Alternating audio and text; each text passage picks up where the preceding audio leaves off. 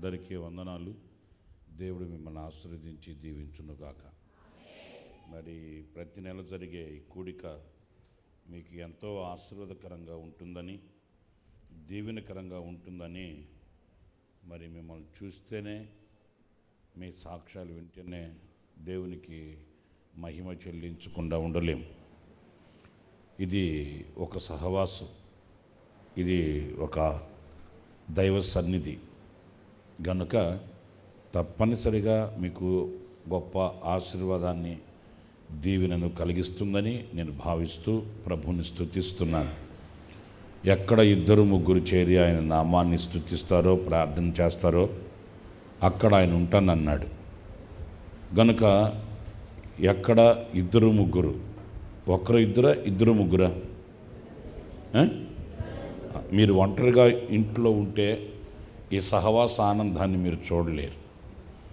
మనం ఒక సహవాసానికి కూడి వచ్చినప్పుడు, ఒక ఐక్యతని గణపరిచినప్పుడు నిశ్చయంగా దేవుడు అక్కడ ఉంటాడు. మనమంతా ఇక్కడికి ఎందుకు వచ్చాము అంటే ప్రభు సన్నిధిలో ప్రార్థన చేసుకోవడానికి. ఇది సమస్త జనులకు ప్రార్థనా మందిరం గనుక మనం ఇక్కడికి ప్రార్థన చేసుకోవడానికి, దేవుని వాక్యాన్ని ధ్యానించుకోవడానికి, ఆయననే మనం ఏకంగా కూడి ఆరాధించడానికి మనం ఇక్కడికి వచ్చాం. ఇక వేరే వేరే కార్యకలాపాలు మనకేమీ కూడా లేవు, అందుకొరకు మనం ఇక్కడికి రాలేదు. గనుక ఈరోజు మనమంతా ఐక్యంగా సఖ్యంగా ఇక్కడ కూడిన ఆ సహవాస సంబంధం ఎంతో మీకు ఆనందాన్ని, మాధుర్యాన్ని, మరుపురాని ఒక సంతోషం సంబంధమైన అనుభూతిని మీకు కలిగిస్తాయి అనే విషయాన్ని మీరు మర్చిపోకూడదు. ఇంకొకటి కూడా అదేంటంటే, మనము పొందిన రక్షణ, మనం పొందిన ఆనందం, మనం పొందిన ఆ దైవ కృపని అనేకులకు మనం పరిచయం చేయగలగాలి. అది గొప్ప దీవెన. నేను అనుభవించే అనుభూతి నాకే, నా ఒక్కడికే అనుకుంటే అందులో ఏమి మాధుర్యం ఉండదు. మీరు నలుగురిని ప్రభువుకి అప్పగించినప్పుడు వారి యొక్క దీవెన మీ నెత్తి మీద, మీ తల మీద ఉండకపోదు. మనం దేవునిని ఎలా గణపరిచాము అనేది ఒక్క విషయంలోనే ఉండకూడదు. కానుకలిచ్చి గణపరిచాను అని అక్కడికే ముడిపెట్టుకోకూడదు. లేకపోతే స్తుతించి గణపరిచాను అని అంతటితోనే మనం ముడిపెట్టుకోకూడదు. మనం అనేకులను, నశించిపోయే వారిని ప్రభు సన్నిధికి నడిపించడం, నశించిపోయే వారికి వెలుగును గూర్చి ప్రకటించడం, ఆదరణ లేని వారికి ఆదరణ కలిగించే దేవుని సన్నిధిని పరిచయం చేయడం, వీటి ద్వారా మనం ఆయనను ఘనపరిచిన వారం అవుతాం, ఆయనను మహిమపరిచిన వారం అవుతాము. అందుచేత ఈ పరిచర్యలో మీరు కూడా పాలిభాగస్తులై, ఎందుకంటే ఈరోజు సమాజంలో మనం చూస్తే ఏ సమస్య లేకుండా బ్రతికే వ్యక్తి ఉన్నాడా అంటే భూతద్దం పెట్టి వెతకాల. ఎందుకంటే 100కి 1,00,00,000 కూడా ఈరోజు కనిపించని దుస్థితి మనం చూస్తున్నాం.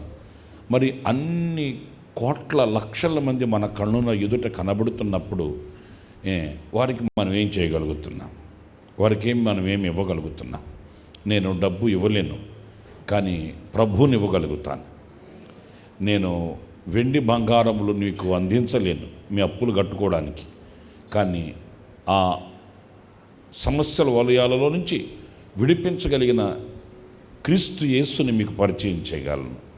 అదే కదా పౌలు, పేతురు, యోహానులు చేసింది. వారు దేవుని మందిరానికి వెళుతున్నప్పుడు అక్కడ కూర్చొని ఉన్నాడు ఒక కుంటివాడు. ఏదైనా దొరుకుతుందేమోనని చూస్తున్నాడంట. ఏమైనా దొరుకుతుందేమోనని అంటే ఏం దొరుకుతుంది ఏంటి? మీకు అర్థమైందా? చాలా మంచి మాట. ఏదైనా దొరుకుతుందేమోనని అంటే వీళ్ళు పాత కోట్లు ఇస్తారా, లేకపోతే దుప్పట్లు ఇస్తారా, లేకపోతే గేదెలు ఇస్తారా? అవును కదా. లేకపోతే దున్నపోతులను ఇస్తారా, లేకపోతే ఇల్లు కట్టుకోవడానికి తాటేకులు ఇస్తారా, స్థలాలు ఇస్తారా, పొలాలు ఇస్తారా అని చూస్తుంటే దైవజనులు ఒకటే చెప్పారు, రేయ్ మా వైపు సరిగా చూడరా అన్నారు. చూసేవాడిని చూడరా అనడం ఏంటి అంటే నీ దృష్టి మార్చుకోరా బాబు. నీకు కావాల్సింది ఇప్పుడు స్థలాలు, పొలాలు, దుప్పట్లు, కోట్లు అవి కాదురా. నువ్వు లేచి నడవాలరా.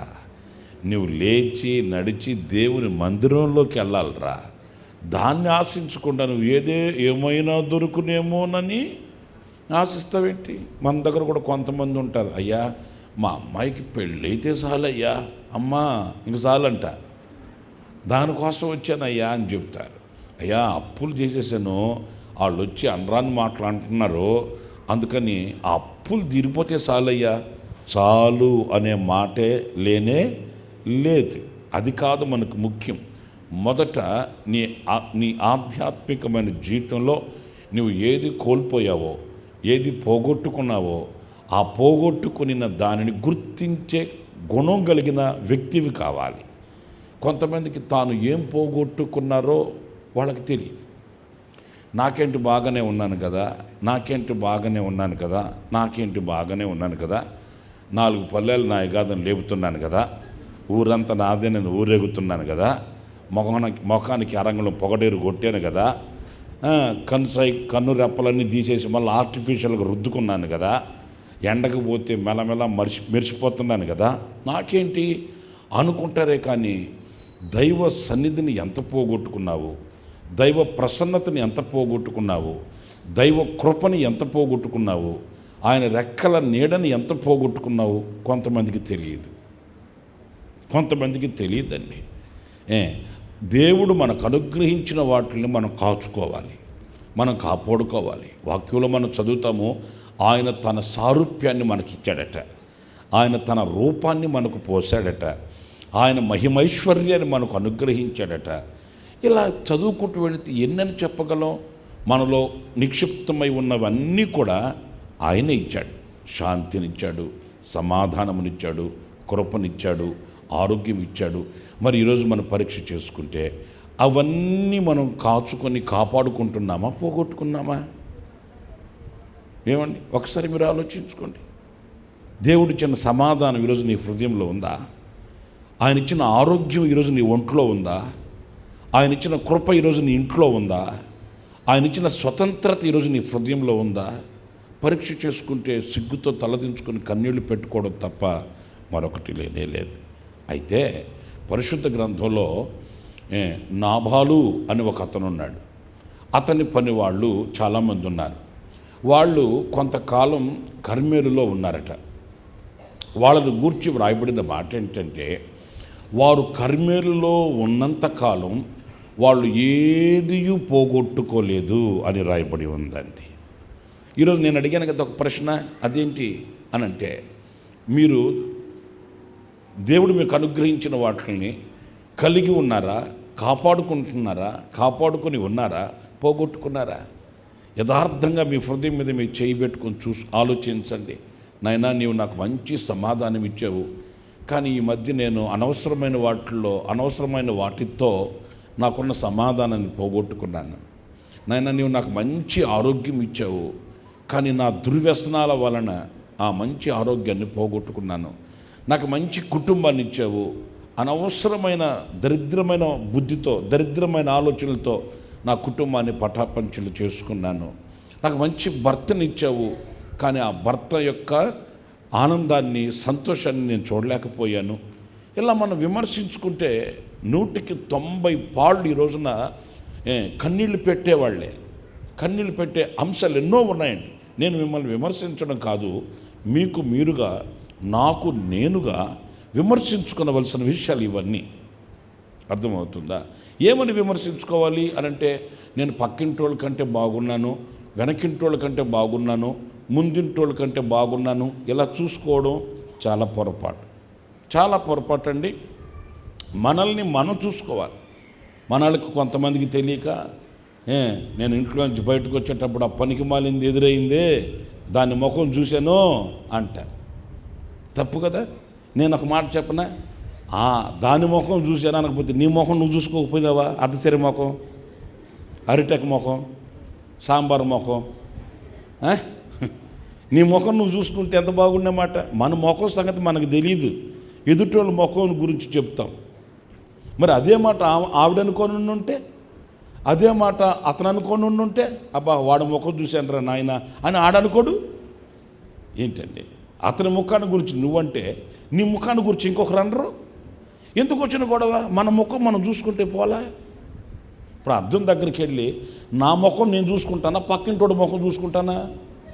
నవ్వుతారేంటి మీరు? మరి మన ముఖం మనం చూసుకోవాలి. అరే నాకు దేవుడు ఎంత రూపాన్ని ఇచ్చాడు, ఎంత సౌందర్యాన్ని ఇచ్చాడు, ఎంత మహిమనిచ్చాడు, ఎంత కృపనిచ్చాడు, ఎంత దీవెన కలిగించాడు. కానీ ఈరోజు నేను ఆ రూపాన్ని కలిగి ఉన్నానా, ఆ రూపాన్ని పోగొట్టుకున్నానా? నేను చెప్పేది ఈ బాహ్య రూపం కాదు. కొన్ని బుద్ధులు ఉంటాయి, అవి రూపం. దేవుడు మంచి సారూప్యం ఇచ్చాడు మనకు. కనికరం కలిగిన సారూప్యం, ప్రేమ కలిగిన సారూప్యం, గుప్పిలు విప్పే దయగలిగిన సారూప్యం, కన్నీళ్లు కార్చే మంచి గుణం, ఒకరిని హక్కును చేర్చుకుని, ఇవన్నీ గుణలక్షణాలు. ఇవన్నీ అర్థమవుతుందా? దేవునిలో ఉన్న గుణలక్షణాలన్నీ మనకిచ్చాడు. ఆయనలా మనం చేసుకున్నాడు. ఆయన ఎలా జీవించాడో అలా మనం జీవింపచేశాడు.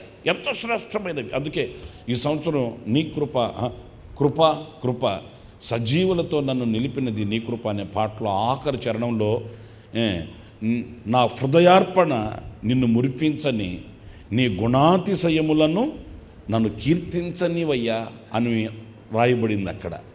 నీ గుణాతిశయములను కీర్తించడం అంటే ఏంటి? ఆయన గుణం ఏంటి? ఆయన రాక్షసుడా? ఆయన దయ్యాల్లాగా రాత్రులు వచ్చి తొక్కుతాడా? ఆయన వేరొకరిని చూసి వికటాటహాసంగా పరిహాసాస్పదంగా నవ్వుతాడా? ఒక ఎదుటివాడిని చూసి ఈయన్ని ఎప్పుడు తొక్కేద్దామా, నాశనం చేసేస్తామా అనుకుంటాడా? లేదు. ఆయన గుణలక్షణాలు, ఆయన గుణాతిశయములు ఎన్నో వాల్యుబుల్, ఎన్నో ఉన్నాయండి, లెక్కించలేని ఉన్నాయి. అక్కడికి మనం వెళ్ళి ఆయన గుణాతిశయములను మనం కీర్తించాలంటే, అక్కడ ఆయనను మనం ఆరాధించాలంటే ఇక్కడ ఆ లక్షణాలను మనం అలవర్చుకోవాలి. అర్థమవుతుందా నేను చెప్పే మాట? ఆ లక్షణాలని మనం ఇన్షర్ట్ చేసుకోవాలి. అంటే మనలో వాటిని జీర్ణించుకోవాలి, వాటిని అనుభవించాలి మనం. స్తోత్రం కలుగునుగాక. మరి ఈరోజున అలా కలిగున్నామా? అవి కలిగున్నామా? అలాంటి మాధుర్యమైన, మృదు మధురమైన, స్వాభావికమైన గుణగణాలని మనం కలిగి ఉన్నామా? మార్టిన్ లూథర్ గారి గురించి ఒక మాట నేను విన్నాను. నాకు తెలియదు, నేను చూడలేదు, నేను విన్నాను. ఆయన ఒకరోజు ఆయన పెళ్ళికి కుట్టించుకున్న కోట్ వేసుకొని కారులో వెళ్తుంటే వర్షం పడుతూ ఉందంట. ఆ ప్లాట్ఫామ్ మీద ఒక అతను గడగడ ఆ వర్షంలో తడుస్తూ ముడుక్కొని పడుకొని ఉన్నాడట, గడగడ వణుకుతూ. వెంటనే మార్టిన్ లూథర్ గారు కారు దిగెళ్ళి ఆయన పెళ్లి రోజు కుట్టించుకున్న కోట్ వేసుకొని ఉన్నాడు కదా, ఆ కోట్ తీసి ఆ గడగడ ఉడుకుతున్న పేదవాడికి కప్పి కారులో ఎక్కి వెళ్ళిపోయాడు. చూసారండి, మనకుంటుందా ఆ గుణం? మనకంటే తక్కువ వాళ్ళు కనబడితే మనకు అలుసు ఎక్కువ. ఈడిదేంటి దుర్మార్గుడు, ఈడేంటి పనికి మాలినాడు. ఒకవేళ కారు దగ్గరకు వచ్చినప్పుడు ఎలా అట్లా అంటామండి. అహంకారం మనకు అట్లా ఉంటుంది, మన కిక్ అట్లా ఉంటుంది. అర్థమవుతుంది? అన్ని పరిస్థితులు ఒకటేగా ఉండవు. ఎవరికి ఏ అనుభవాలు వస్తాయో, ఎవరి పరిస్థితి ఎలా మారుతుందో మనం అంత దూరంగా ఆలోచించం. ఎందుకంటే మనకున్న డబ్బు ఎత్తు, లోకపు మత్తు అట్లా ఉంటుంది. అర్థమవుతుందా? మనకు అట్లా ఉంటుంది. కానీ మార్టిన్ లూథర్ గారు ఏం చేశాడు? ఆ కోట్ తీసి అతను కప్పేసి వెళ్ళిపోయాడంట.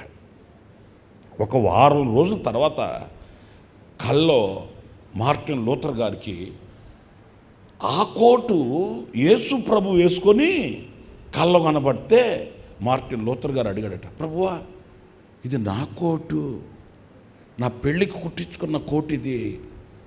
అయినా ఇది ఒక అతను పేదవాడు ప్లాట్ఫామ్ మీద పడుకొని వర్షంలో తడుస్తుంటే అతనికి తొడిగాను కదా, మీకు ఎలా వచ్చింది అంటే, అప్పుడు ప్రభు చెప్పాడట, లూథర్ ఆ రోజు వర్షంలో గడగడ వణుకుతూ తడిచి గడగడ వణుకుతూ ఒక పేదవాళ్ళ కనిపించింది నేనే.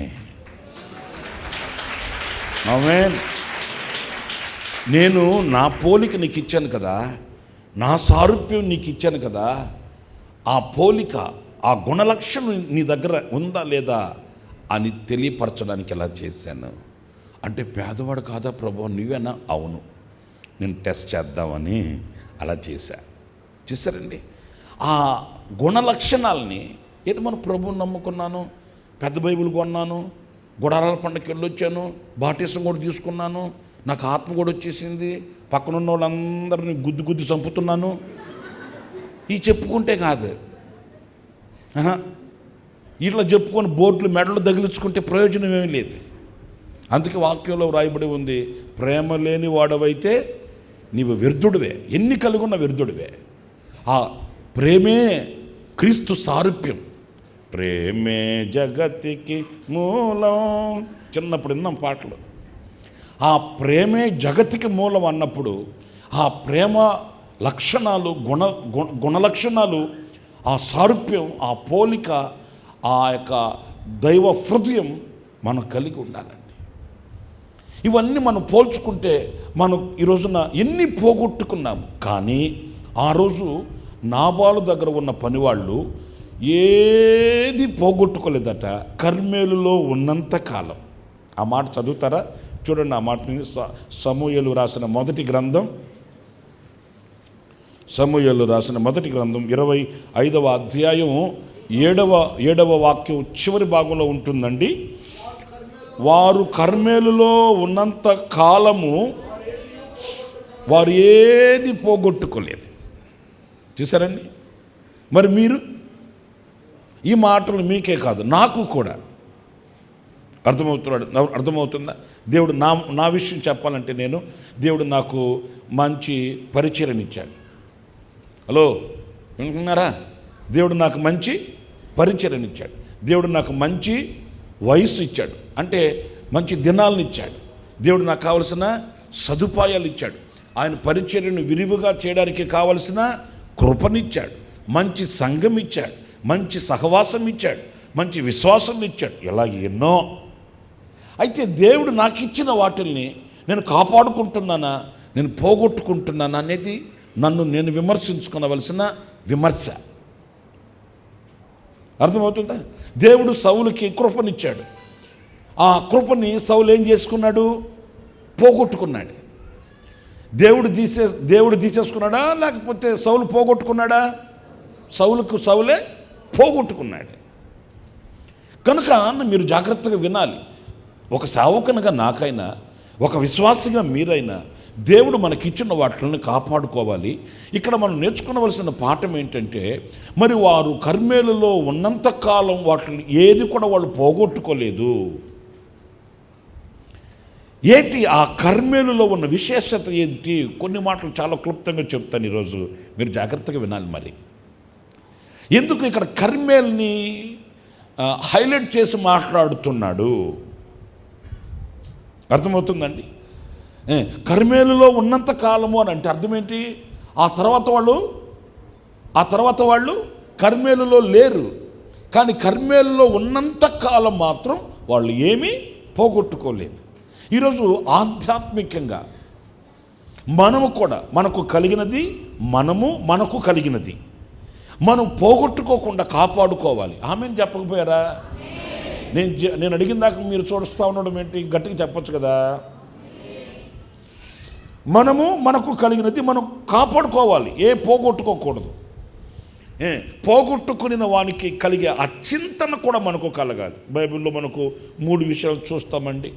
ఒకటేమో, ఒకనికి 100 గొర్రెలు ఉన్నాయి, ఆ 100 గొర్రెల్లో ఒక గొర్రె పోయింది. ఆఫ్టర్ ఆల్ ఒక గొర్రె పోనీ అనుకున్నాడా? మనం అనుకుంటాం పోనీ అని అనుకుంటాం. మనం మందమత్తులం కనుక 99 ఉన్నాయి కదా, పోయింది ఒకటే కదా. ఆఫ్టర్ ఆల్ భిక్షగాడికి వేసేసాను అనుకుంటా అని అనుకుంటామే, అప్పుడే ఇంకొకటి పోద్ది. 2 కదా పోని అనుకుంటామే, అప్పుడే 3ది పోద్ది. ఇక మిగిలేది ఒకటే. మనకు వచ్చిన చీడ అది. కానీ ఆ మంచి కాపరి అట్లా అనుకోలేదు. ఒక్క గొర్రె పోతే తల్లడెళ్ళిపోయాడు ఆయన. ఎందుకంటే జాగ్రత్తగా వినండి, సంపూర్ణతకి ఆ ఒక్క గొర్రె ఎంతో ప్రాముఖ్యం. 99 ఉన్నాయనుకోండి, 100%కి 99 సరిపోతాయా?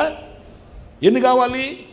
అంటే 99 గొర్రెలు ఎంత విలువో ఆ ఒక్క గొర్రె అంత విలువ. 99 మన దగ్గరుండి ఆ ఒక్కటి మన దగ్గర లేదనుకో, అప్పుడు యేసు ప్రభు ఒక యవనస్తుడితో చెప్పాడు, నీకు అన్నీ బాగున్నాయి కానీ ఒక్కటి కొదువ. ఆఫ్టర్ ఆల్ ఒకటే కదా ప్రభు అంటే, ఒరే నాయన పిచ్చోడా బెండకాయ పులుసోడా, కావాల్సింది ఆ ఒక్కటేరా.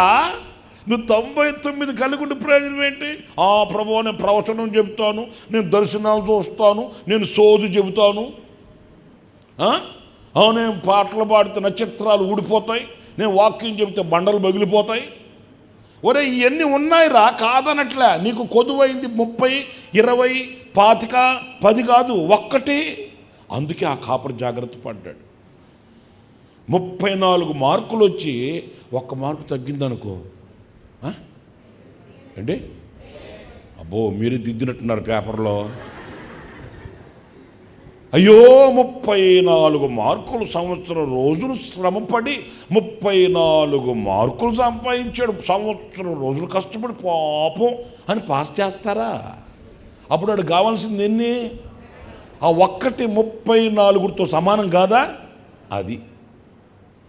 అందుకే ఆ కాపరి ఏం చేశాడు, 99 గొర్రెలు పక్కన పెట్టాడు, ఆ ఒక్కదాని కొరకు ప్రయాసపడ్డాడు. నేను ఒక మాట మిమ్మల్ని అడుగుతున్నాను, మీరు పోగొట్టుకుని ఏ ఒక్కదాని కొరకైనా ఎప్పుడైనా మీరు ప్రయాసపడి కన్నీళ్లు కార్చి ప్రార్థన చేసిన ఆనవాళ్ళు మీకు తెలుసా? నాయనా, రక్షింపబడిన మొదట్లో నేను చాలా ఉజ్జీవంగా ఉండేవాడిని, చాలా ఉజ్జీవంగా ఉండేదాన్ని, ఈ మధ్య నేను అంత ఉజ్జీవంగా ఉండలేకపోతున్నాను నాయనా అని కన్నీళ్లు కార్చిన అనుభవాలు మీకు తెలుసా? రక్షింపబడిన మొదట్లో బాగా ఉపవాసం ఉండి ప్రార్థన చేసేవాడిని, ప్రభువా ఈ మధ్య ఉపవాసం అంటే కడుపులో రైలు పరిగెత్తుతున్నాయి, ఉండలేకపోతున్నాను ప్రభువా అని కన్నీళ్లు కార్చి, అయ్యో ఏంటి నేను పోగొట్టుకున్నాను అని చింతించిన అనుభవాలు మీకు తెలుసా? నాయనా, రక్షింపబడిన మొదట్లో సంఘ కార్యకలాపాల్లో పరుగు పరుగున అటు ఇటు ఉరకలెత్తేదాన్ని, ఈ మధ్య నేను అట్లా ఉండలేకపోతున్నాను ప్రభువా అనే బాధ మీకు ఎప్పుడైనా కలిగిందా? నాయనా, అప్పుడేమో పరిశుద్ధాత్మలో నింపబడి గంతులు వేసి ఆనందించి హర్షించి ప్రహర్షించేవాడిని, అబ్బో ఆత్మలో నింపబడిన ఆనందం ఏంటో నాకు తెలుసు, ఈ మధ్య నేను ఆత్మలో నింపబడలేకపోతున్నాను నాయనా అనే బాధ మీకు ఎప్పుడన్నా కలిగిందా? లేదండి. విచారించవలసిన విషయం. మనకు ఆ పశ్చాత్తాపం మనకు కలగట్లేదు. ఎందుకంటే ఇహలోక సంబంధమైన దేవత మన మనోనేత్రాలకి గుడ్డితనం కలుగు చేస్తే మనం పోగొట్టుకునినవి మనకు కనబడవు. వింటున్నారా? బాగానే ఉన్నాను అనుకుంటాం, కానీ ఎప్పుడు తెలుస్తుంది మనం అన్నీ పోగొట్టుకున్న సంగతి? ఫిలిస్తీన్లు వస్తారు, చుట్టడి వేసేస్తారు, అప్పుడు లేచి మనకు అన్నీ ఉన్నాయి అన్నట్లుగా ఊపుతాం అని. అర్థమవుతుందా? ఊపితే అక్కడ ఊగేదానికి ఏమైనా ఉన్నాయా? ఎప్పుడు తెలిసింది ఏం లేవని? శత్రువు చేతిలో దొరికిపోయిన తర్వాత తెలిసింది. అప్పుడు ఏదో చేయాలని ప్రయాసపడ్డాడు, కానీ తన శక్తి తన దగ్గర నుంచి వెళ్ళిపోయింది. చాలా భయంకరమైన పరిస్థితి. అప్పుడు శాంసను రక్త కన్నీళ్లు కార్చాడండి. చూసేదానికి కళ్ళు లేవు, చేసేదానికి బలం లేదు, విడిపించిన నరు ఒక్కడు కనిపించట్లేదు. అల్లాడిపోయి తల్లడిల్లిపోయి ఒకటే అడిగాడు, నాయనా నేను పోగొట్టుకున్న సంగతి మాత్రం వాస్తవమే, కానీ ఈ ఫిలిస్తీన్ల చేతిలో నేను చనిపోకుండా, నీ నామానికి అవమానం కలగకుండా నాకు ఒక్కసారి నాకు మరలా బలాన్ని ఇవ్వరా అని అడిగాడండి. సరే, ఒక మాట చెప్తాను, బాధాకరమైన మాట. ఇచ్చాడు దేవుడు, కానీ శాంసన్ బ్రతికాడా? మరలా శాంసన్ దేవుని పనిలో వాడబడ్డా? మరి ప్రయోజనం లేని శక్తి ఎందుకు? ఈయన చచ్చి వాళ్ళని చంపి ఎవడి కోసం? కక్ష తీర్చుకోవడానికి పనికి వస్తుందే కానీ ప్రయోజనానికి పనికి వచ్చిందా? ఏమండి? వాళ్ళకి ప్రయోజనం కాదు, ఈయనకి ప్రయోజనం కాదు. కానీ అడిగాడు కనుక దేవుడు ఇచ్చాడు.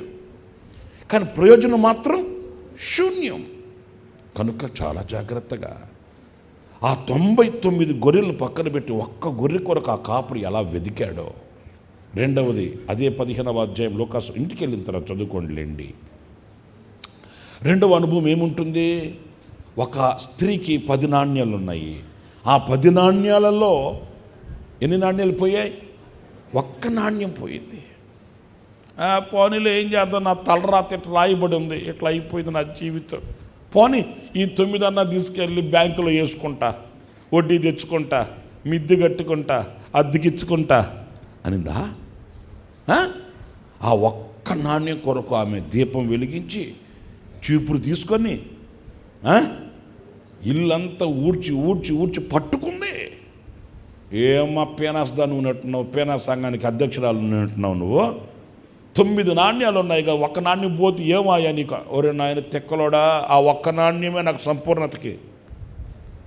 పోగొట్టుకున్న వాడికి ఏం తెలుస్తుంది? ఉన్నోడుకు ఉండే ఆనందం.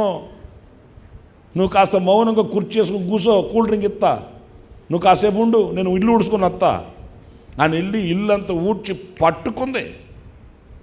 మీకు అర్థమవుతుందని చెప్పే మాట.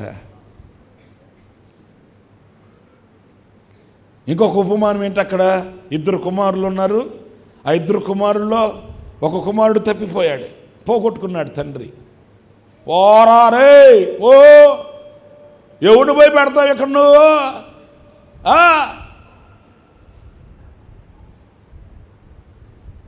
గెట్ అవుట్, సింహం కడుపులు అట్టు పుట్టావురా.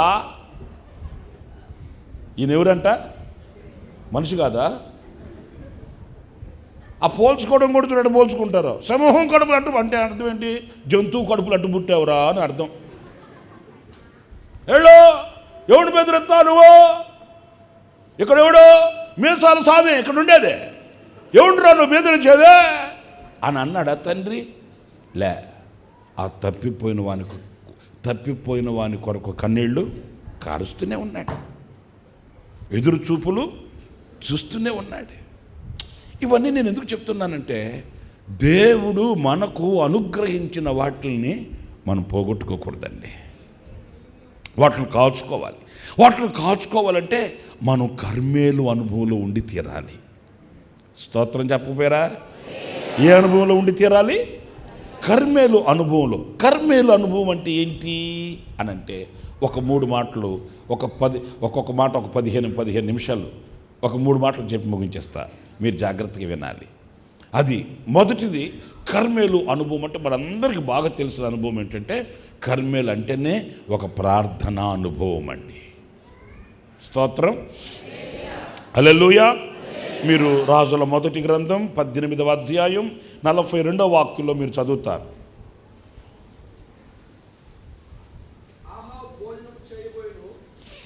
అహాబు భోజనము చేయబోయెను గాని ఏలియా కర్మేలు పర్వతం మీదకి పోయి నేల మీద పడి ముఖము మోకాళ్ళ మధ్య ఉంచుకొనెను. ఎందుకు కర్మేలుకు పోయి? అది ప్రార్థన అనుభవం. అది నేను ఒక్క మాట చెప్తాను ఈ విషయంలో, మీరు జాగ్రత్తగా వినండి. తలలు పైకెత్తనని చూడండి. నిత్యము ప్రార్థించే వ్యక్తి ఏది పోగొట్టుకోడండి. అర్థమవుతుందా? ఆపదలకి ప్రార్థన చేసే వ్యక్తి కాదు సుమా. ఆపదలకి కొంతమంది ప్రార్థన చేస్తారు. ఆపద ఉన్నప్పుడు మోకాళ్ళు వేసి మంచం దగ్గర మోకాళ్ళు వేసి ఏడ్చి ఏడ్చి ఏడ్చి ఏడ్చి ఏడ్చి అమ్మో ఏమి ఏడుస్తారు. ఎంతవరకు ఈ ప్రార్థన అనుభవం అంటే, ఆ ఆపద తీరేంతవరకే. ఒంటికి రక్తం పట్టిందనుకో, చేతికి కాస్త డబ్బులు వచ్చాయి అనుకో, కాస్త కంటికి అందంగా మనుషులు కనపడ్డారనుకో, తన స్థితి మారిందనుకోండి, అంత ప్రార్థన అనుభవం ఉంటుందానంటే మచ్చుకైనా కనిపించదు. ఇలాంటి ప్రార్థన కాదు. ఒక ప్రార్థనా శిఖరము మీద ప్రార్థించగలిగిన వ్యక్తి, ఒక ప్రార్థన అనుభవం యొక్క ఆశీర్వాదాన్ని గుర్తించిన వ్యక్తి, ప్రార్థన యొక్క ప్రభావాన్ని గుర్తించిన వ్యక్తి, ప్రార్థన యొక్క శక్తిని చూసిన వ్యక్తి. కొంతమందికి ఆ ప్రార్థన శక్తి తెలియదు. తెలియక ఏం చేస్తారో తెలుసండి, వాళ్ళు ప్రార్థన చేయకుండా ప్రార్థన చేసే వాళ్ళ దగ్గరికి వెళ్ళి ప్రార్థన చేయమని కోరుకుంటారు. ప్రార్థన శక్తి ఎలాంటిదో తెలుసా? ప్రతి బలహీనుని చేరగలిగిన శక్తి ప్రార్థనా శక్తి. బలవంతులకు మాత్రమే దొరికేది కాదు ప్రార్థనా శక్తి. ప్రతి బలహీనుని సహితము బలపరచగలిగిన శక్తి ప్రార్థనా శక్తి. మీకు ఇంకా ఒక మాట చెప్తాను, ప్రార్థించగలిగిన వ్యక్తి శక్తిని పొందుకుంటాడు. ఏం పొందుకుంటాడు? ఏ శక్తి? పరిస్థితులను అధిగమించగలిగిన శక్తి. అవునండి, ప్రార్థించగలిగిన వ్యక్తి నూతనపరచబడతాడు. మీకు అర్థమవుతుందా నేను చెప్పే మాట? ఆయన బాప్తిసం పొంది ఒడ్డు మీదకి వచ్చి ప్రార్థన చేయుచుండగా అని రాయబడి ఉందండి. ఏం చేయుచుండగా? ఆయన బాప్తిసం పొంది ఒడ్డు మీదకి వచ్చి ఆయన విందు చేయుచుండగా అని రాసిందా? లేదు. ఆయన బాప్తిసం పొంది ఒడ్డు మీదకి వచ్చి ప్రార్థన చేయుచుండగా పరిశుద్ధాత్మ శక్తితో నింపబడిన ఆయన పరిశుద్ధాత్మ పూర్ణుడై అరణ్యమునకు కొనిపోబడిన అని రాయబడి ఉందండి. మీకు అర్థమవుతుందా? ఆ నూతనపరచబడిన అనుభవంలోనికి రాగలుగుతాడు ప్రార్థించే వ్యక్తి. ఇంకొక సూక్తి, ఇంకొక వాల్యుబుల్ వేడ్ కూడా చెప్తాను. ప్రార్థించే వ్యక్తి సాగిపోతాడే కానీ ఆగిపోయేవాడు కానే కాడండి. ఏదైనా ఎదురు రానివ్వండి, పర్వతాలు ఎదురు రాని, సముద్రం ఎదురు రాని, కొండలు ఎదురు రాని, ఏది ఎదురొచ్చినా ప్రార్థించే వ్యక్తి సాగిపోతాడే కానీ ఆగిపోనే. ఎందుకంటే ఆ శక్తిని ప్రార్థన అనుగ్రహిస్తుంది. ఆ బలాన్ని ప్రార్థనలో పొందుకోగలుగుతాడు. ఆ నూతనమైన కృప ప్రార్థనలో పొందుకోగలుగుతాడు. సాగిపోయే ఆ దృష్టిని ప్రార్థన అనుగ్రహిస్తుంది. మీరు చూడండి, కొన్ని కుటుంబాలకు వెళ్ళి వాళ్ళు పేదవాళ్ళేనైనా ప్రశాంతంగా బ్రతుకుతుంటారు. నాకు తెలుసండి, ప్రశాంతంగా బ్రతుకుతున్న కుటుంబాలు నాకు తెలుసండి. నేను చెప్పాను కదా, మీరు అడుగుతారేమో ప్రశాంతంగా బ్రతుకుతున్నారంటే అన్న వాళ్ళకి రోగాలు లేవా, వాళ్ళకి వ్యాధులు లేవా, బాధలు ఎన్నో ఉన్నాయి. కానీ వాటిలన్నిటిని అధిగమించగలిగిన శక్తి ప్రార్థనలో వాళ్ళు పొందుకుంటున్నారు కనుక ఏ విషయంలో వాళ్ళు అధైర్యపడరండి, ఏ విషయంలో వాళ్ళు కృంగిపోరండి. వాళ్ళ స్థితికి మించిన సమస్యలే వాళ్ళకున్నా, వాళ్ళ తలకి మించిన పరిస్థితులే వాళ్ళకున్నా, వాళ్ళ తలకి మించిన సమస్యలే వాళ్ళ ఎదుటికి వచ్చినా వాళ్ళు ప్రార్థన చేసి దానిని అధిగమించి జయిస్తారే కానీ ఏమైపోతుందో అనే కలవరం వాళ్ళ హృదయాలలో ఉండదండి. ప్రార్థించని వ్యక్తి, వినాలి జాగ్రత్తగా, ప్రార్థించని వ్యక్తి కలవరపడిపోతాడు. మీకు అర్థమవుతుందా? దైవజనుడేమో మోకాళ్ళ మధ్యలో ప్రార్థన చేసుకుంటుంటే ఇంకొక ఆయన షికారు తిరుగుతున్నాడు ఆ కొండ మీద. ఆయనకు షికారులు ఎక్కువ, అందరితో ప్రార్థనలో ఉండడు, షికారులు ఎక్కువ. ఆయన తిరుగుతూ ఉంటే ఆ సిరియా సైన్యాన్ని చూశాడు, బంబెలెత్తిపోయాడు. మీకు చాలా విషయాలు అందులో నేర్చుకోవచ్చు. మీరు సిరియా సైన్యాన్ని చూసి కంగారు పడిపోయి భయపడిపోయి అయిపోయింది, మన చాప్టర్ క్లోజ్, ఇక అయిపోయింది, సెలైన్ కూడా కట్టారంట, అదేంటది వెంటిలేటర్ మీదకి వచ్చేసారంట, అయిపోయిందంట కంగారు. అదే మాట ప్రార్థనలో ఉన్న దైవజనుడికి చెప్తే ఆయనకి క్షేమ గుట్టినంత కూడా లేదు. ఈయన మనిషి, ఆయన మనిషే కదా, ఏమి ఈయనకి ఒక్కడికైనా ప్రాణం మీద తీపి ఈయనకి లేదా? ఇక్కడ ఉన్న వాళ్ళకి ప్రాణం మీద తీపి లేదా బాబా? చెప్పండి ఎవరన్నా, నాకు ప్రాణం మీద తీపి లేదు నాయన, ఇప్పుడు బొమ్మ అంటే వెళ్ళిపోతా అనేవాళ్ళు ఎవరన్నా ఉంటే చెప్పండి, సమాధి పెట్టి తెప్పిస్తా. ఏంటి ఎవరికి లేదు ఇక్కడ ప్రాణం మీద తీపి? ఏంట్రా బాబు చెప్పరేంటి? మిమ్మల్ని అడుగుతున్నాను, నాకు లేదా? ఎక్కువ కాలం బతకాలి, ఎక్కువ కాలం సేవ చేయాలి, ఎక్కువ మందిని ప్రభు కొరకు సంపాదించాలని ఆశ నాకు లేదా? అందరికీ ఉంటుంది. అంతెందుకురా నాయన, ఇంత ఇంత నీళ్లపాము ఒకటి వచ్చింది మనకి ఈ దారిని ఇక్కడికి, ఆ వెనకున్నామని చంపి తొక్కి ఆ గొంతు మీద కాలేసి కదా అమ్మ పరుగో ఒరే పాప మా అమ్మ సస్తదేమో అనుకుంటుందా? సస్తే చావు, నేను బతికితే చాలా, వడ్డీకి ఇచ్చిన డబ్బులు తెచ్చుకోవాలి నేను వెళ్ళే. ఏది ఆ నీళ్ల పాము ఇంత బుడదమాట, దాన్ని అలా నలిపి సంచులు వేసుకుంటే సాయంకాలం దాకా అక్కడే ఉంటుంది, అది ఎక్కడికి పోదు. కానీ మన ప్రాణం మీద తీపి అట్టు ఉంటుంది కదా. మరి ఆయన సీరియస్ అయిన అని చూసి అమ్మో అయిపోయింది మన చాప్టర్ క్లోజ్ అని గడగడలాడిపోతే ఆ మాట విన్న ఈయన కూడా కలవరం రావాలి కదా. ఎవడు తప్పిస్తాడు, ఎవడు సహాయం చేస్తాడు? ఒంటరిగా ఉన్నాము ఇప్పుడు, మనకు సపోర్ట్ ఎవరు లేరు, రిపోర్ట్ ఎవరు లేరు, మనకు దండు లేదు, బ్యాచ్ లేదు, గ్యాంగ్ లేదు. ఎవడికి ఫోన్ చేస్తాం? ఏంటి ఇప్పుడు మన పరిస్థితి ఏంటి అనే కలవరం ఈయనకంటే ఆయనకి ఎక్కువ రావాలి కదా. ఎందుకంటే పెద్ద సావకుడు కదా, ఆయనకి పెద్ద సావ కదా. మీరు ఆ వ్యత్యాసం చూడండి. ఆయనేమో గడగడ వణికిపోతున్నాడా, అదే వార్త ఇతను వింటే ఈయనకి క్షేమగుట్టినంత కూడా లేదు. ఎందుకంటే ప్రార్థించే వ్యక్తి కలవరపడడండి. లోకమే ఏకమైన, లోకులే కాకులైనా, నింగి నేల ఒకటైనా, ప్రపంచమంతా ఒక్కసారి ఓకమ్ముడిగా సునామీ లాగా నీ మీదకి వచ్చినా క్రైస్తవుడు కలవరపడకూడదు. ఎందుకంటే ప్రార్థించేవాడైతే క్రైస్తవుడు కలవరపడ్డాడు. కొంతమందికి మన వాళ్ళకి కంగారు అయిపోయింది ఈ మధ్య. ఏంటంటే అన్నా రెండవ రాకడ వచ్చేస్తుంది అంటన్నా, యుద్ధాలు జరుగుతున్నాయి అంటన్నా, తెగుళ్ళు అంటాను. నీకెందుకు అంత బాధ అంటే అన్న పరిస్థితులు చూస్తుంటే గుండె దడ వచ్చేస్తుందన్నా. అప్పుడే అర్థమైంది నాకు, వీడు ప్రార్థించే వ్యక్తి కాదు.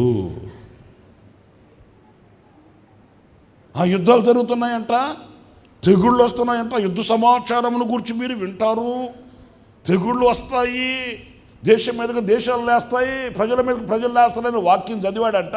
అది చదివినప్పటి నుంచి మనసులో నెమ్మది ఉండట్లేదంట. ఎందుకుంటుంది? ప్రార్థించే వ్యక్తి అయితే కదా. ప్రార్థించే వ్యక్తి ఎప్పుడు సిద్ధపడి ఉంటాడు కనుక అతని సిద్ధపాటు అతనికి ధైర్యాన్ని ఇస్తుంది. హల్లెలూయా, హల్లెలూయా. అతని సిద్ధపాటు అతనికి ఉత్తేజాన్ని కలుగు చేస్తుంది. ప్రియుడా నిన్ను చూడాలని, ప్రియ నీ వలనే మారాలని, ప్రియుడా నిన్ను చూడాలని, ప్రియ నీ వలనే మారాలని, ప్రియతమా ఆకాంక్ష తీరాలని, ప్రియతమా ఆకాంక్ష తీరాలని, ప్రియమారనామది కోరేనే, ప్రియమారనామది కోరేనే. యేసయ్యా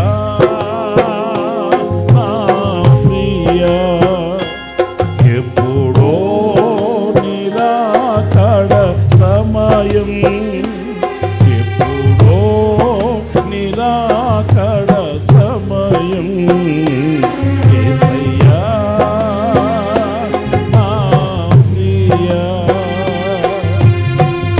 మరపురాని నిందలలో మనసున మండే మంటలలో, మరపురాని నిందలలో, మనసున మండే మంటలలో, మమతను చూపినని సిలువను, మమతను చూపినని సిలువను, మరచిపోదునా నీరాకను,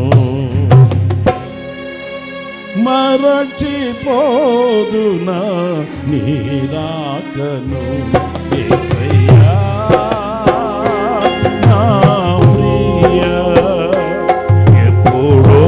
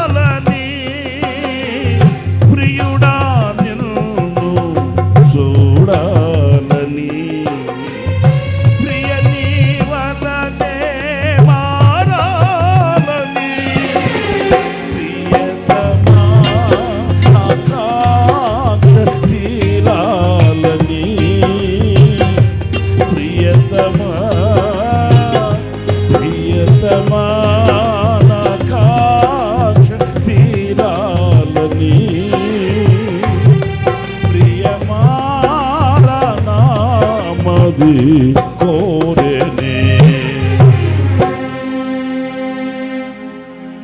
ప్రియమారా నామది కోరేనే.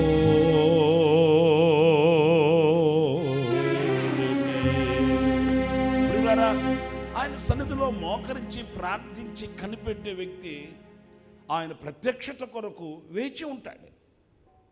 ఆయన రాకడ కొరకు ఎదురు చూస్తాడు. ప్రియుడా నిన్ను చేరుకోవాలి, ప్రియుడా నిన్ను చూడాలి, ప్రియుడా నీ స్వరము వినాలి. ఆ ధ్యాస అతని హృదయంలో ఒక మధురమైన జ్ఞాపికగా నిలిచి ఉంటుందండి. అంతేగాని అమ్మో వచ్చేస్తున్నాడంట ఆయన అని ఏమి అతను కంగారు పడడు. ఎందుకంటే అతడు మోకాళ్ళ మధ్య ప్రార్థించి సిద్ధపడే వ్యక్తి కనుక నా ప్రియమైన సహోదరులారా, ప్రార్థించే వ్యక్తి సిద్ధంగా ఉంటాడు, ధైర్యంగా ఉంటాడు, సాగిపోతాడు, నూతనపరచబడతాడు. అంతేకాదు తనను తాను సిద్ధపరుచుకుంటాడు ప్రార్థించే వ్యక్తి. మీకు అర్థమవుతుందా? ప్రార్థించే వ్యక్తి ఏం చేస్తాడు? తనలో ఉన్న లోపాలన్నీ సరిచేసుకుంటాడు. అతని జ్ఞానం ఆత్మ సంబంధమైనదై ఉంటుంది కనుక అతని లోటుపాట్లన్నీ సరిచేసుకుంటూ వాటిలన్నింటిలో అతడు సంపూర్ణుడై బలపరచబడిన వాడై అతడు సంపూర్ణతకి ఎదిగి వస్తాడు. అందుకే కర్మేలులో ఉన్నంతకాలం వారు ఏది పోగొట్టుకోరంటండి. మన వ్యక్తిగత జీవితంలో మనం ఏది పోగొట్టుకోనని వారమై ఉండాలంటే ఆ ప్రార్థన అనుభవం మనకుండి తీరాలి. అంటే ఎక్కడ ప్రార్థన మందిరంకి వచ్చినప్పుడు మాత్రమే కాదు. కొంతమంది 10 గంటల కంటే ప్రార్థన 11 గంటలకు వస్తారు. వాళ్ళు వాచి 1 గంట ఆలస్యంగా నడుస్తుంటుంది ఎప్పుడు. ఎందుకంటే అది డూప్లికేట్ చైనా వాచ్ అయి ఉంటుంది. మీరు ఎంతన్నా తిప్పండి ముళ్ళు, అబ్బే అది గంట వెనక్కే పోద్ది. ఈ వారం తిప్పండి ముళ్ళు, మళ్ళీ వచ్చే వారానికి మళ్ళీ గంట వెనకపోద్ది. మీకు అర్థం అవుతుందా? ఎన్నన్నా చెప్పండి వాళ్ళకి, లేఖనాలు చెప్పండి, భయాన్ని చెప్పండి, తిట్టండి, కొట్టండి, ఏమన్నా చేయండి. ఓ అబ్బా మా పాస్ గారు మమ్మల్ని కాకి ఊరిని తిడతాడు చెప్పు. ఇప్పుడు ఏం చేయమంటావు? గంట వెనక్కి వెనక్కి గంట అంతే.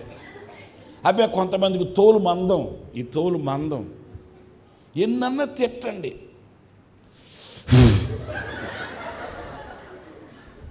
వాళ్ళకి పెద్ద బాధ కూడా. దైవజనుని బాధ పెట్టాం, మనం దైవజనునికి కోపం తెప్పించాము, సేవకునికి వేదన కలిగించాం, ఈసారి అటు రాకూడదు, తప్పు, దైవజనుడు అంత బాధపడుతుంటే మనకు ఆశీర్వాదమా అనే మాట నోట్లో రాదు. ఏమంటారు తెలుసా? నీతిమంతులు కొట్టుట నాకు ఆశీర్వాదం. ఆ కోపకి కట్టబడిపోయారు అంతే. దైవజనుడు కన్నీళ్ళు గార్చిన అటు రావద్దమ్మా, అటు రావద్దండి, త్వరగా రండి దేవుని సన్నిధి, అబ్బా గంట లేటు. సరేననుకో, ఇంకో మాట చెప్పనా, వచ్చిందే గంట లేటు. అప్పటికే పాటలన్నీ పాడి సాచికాలన్నీ అయిపోయాయి. ఇక పాస్టర్ గారు లేచి వాకింగ్ చెప్పే సమయంలో 11 గంటలకి ఏమొచ్చి అప్పుడు మోకరించి కృపామయుడా సర్వోన్నతుడా యేసయ్యా ఏది అప్పుడు మోకాళ్ళు వేసి ఆ పక్కన వాళ్ళు చొక్కా బట్టి చేయబట్టి గుంజామా కూసా వాకింగ్ చెప్తుంటే అక్కడ, అమ్మో నేను ప్రార్థనా పరురాలు, నేను ప్రార్థన చేసుకుంటూ కూర్చొని, నేను నా బంగారు తల్లి ఇక్కడ కాదమ్మా నువ్వు చేతులెత్తి ప్రార్థన చేసేది. ఎక్కడా? నీ ఇంటనైనా, నీ ఇంట్లో ఉన్న, గుళ్ళో ఉన్న, వ్యాపారంలో ఉన్న, చేతి పనుల మీద ఉన్న, ఎక్కడ మీరున్నా మీ అంతరాత్మ, మీ అంతరంగం ప్రభు సన్నిధిలో యాచన చేస్తూనే ఉండాలండి. నేను గొప్ప భక్తుడిని, నేను పెద్ద నీతిమంతుడిని, నాలాంటి భక్తుడు తెలుగు 2 రాష్ట్రాల్లో లేడు అని నేను చెప్పట్లే, నా అనుభవం చెప్తున్నా. నేను డ్రైవింగ్ చేస్తున్నా, వాక్యమే చెప్తున్నా, పరిచర్యలో వేరే వేరే కార్యకలాపాల్లో తిరుగుతున్నా, అంతరాత్మ ప్రార్థన చేస్తూనే ఉంటుందండి. నాయన పలానా కుటుంబం రాలా, ఏమైందో నాయన జ్ఞాపకం చేసుకుని ఆయన కుటుంబాన్ని దీవించు నాయన, అదిగో మొన్న ఒక ఆమె వచ్చి ఆ మాట చెప్పింది, ప్రభువా వారిని కాపాడినైనా, ఆమె సమస్య తీర్చునైనా. ఎందుకంటే వినే సమస్యలో ఒక రెండో మూడా ఎన్నో వింటుంటాం. పరిచర్యలో ఎన్నో అవసరాలు ఉంటాయి. మా వ్యక్తిగతంగా ఆరోగ్యపరంగా వ్యక్తిగతంగా ఎన్నో అవసరాలు ఉంటాయి. వాటన్నిటి కొరకు ప్రార్థన సాగుతూనే ఉంటుంది. మోకాళ్ళు వేసి కళ్ళు మూసుకున్నప్పుడే కాదు ప్రార్థన, మనం ఎప్పుడు కర్మేలులోనే నిలిచి ఉండాలి. ఆమేన్. నిద్రపోతున్నా కూడా అంతరాత్మ ప్రార్థన చేయాలి. అంతేగాని ఈడెవడో నన్ను మెడకు తాడేస్తున్నాడు ఎవడీడా, ఆ దరిద్రపు కాలలో ఆ దరిద్రపు ఆలోచనలు కాదు. మన అంతరాత్మ ఎప్పుడు దేవునితో కనెక్ట్ అయి ఉండాలి. కర్మేలులో ఉన్నంతకాలం, మీరు ఆ ప్రార్థన అనుభవంలో ఉన్నంతకాలం, ఆ ప్రార్థన ఆసక్తిని మీరు ఉన్నంతకాలం, ఆ ప్రార్థన యందు మీరు బలవంతులుగా ఉన్నంతకాలం మీరు ఏది పోగొట్టుకోరంతే. ఆమేన్. హల్లెలూయా. ఇకపోతే రెండవ విషయానికి వద్దాం. అదేంటంటే చదవండి, సారీ,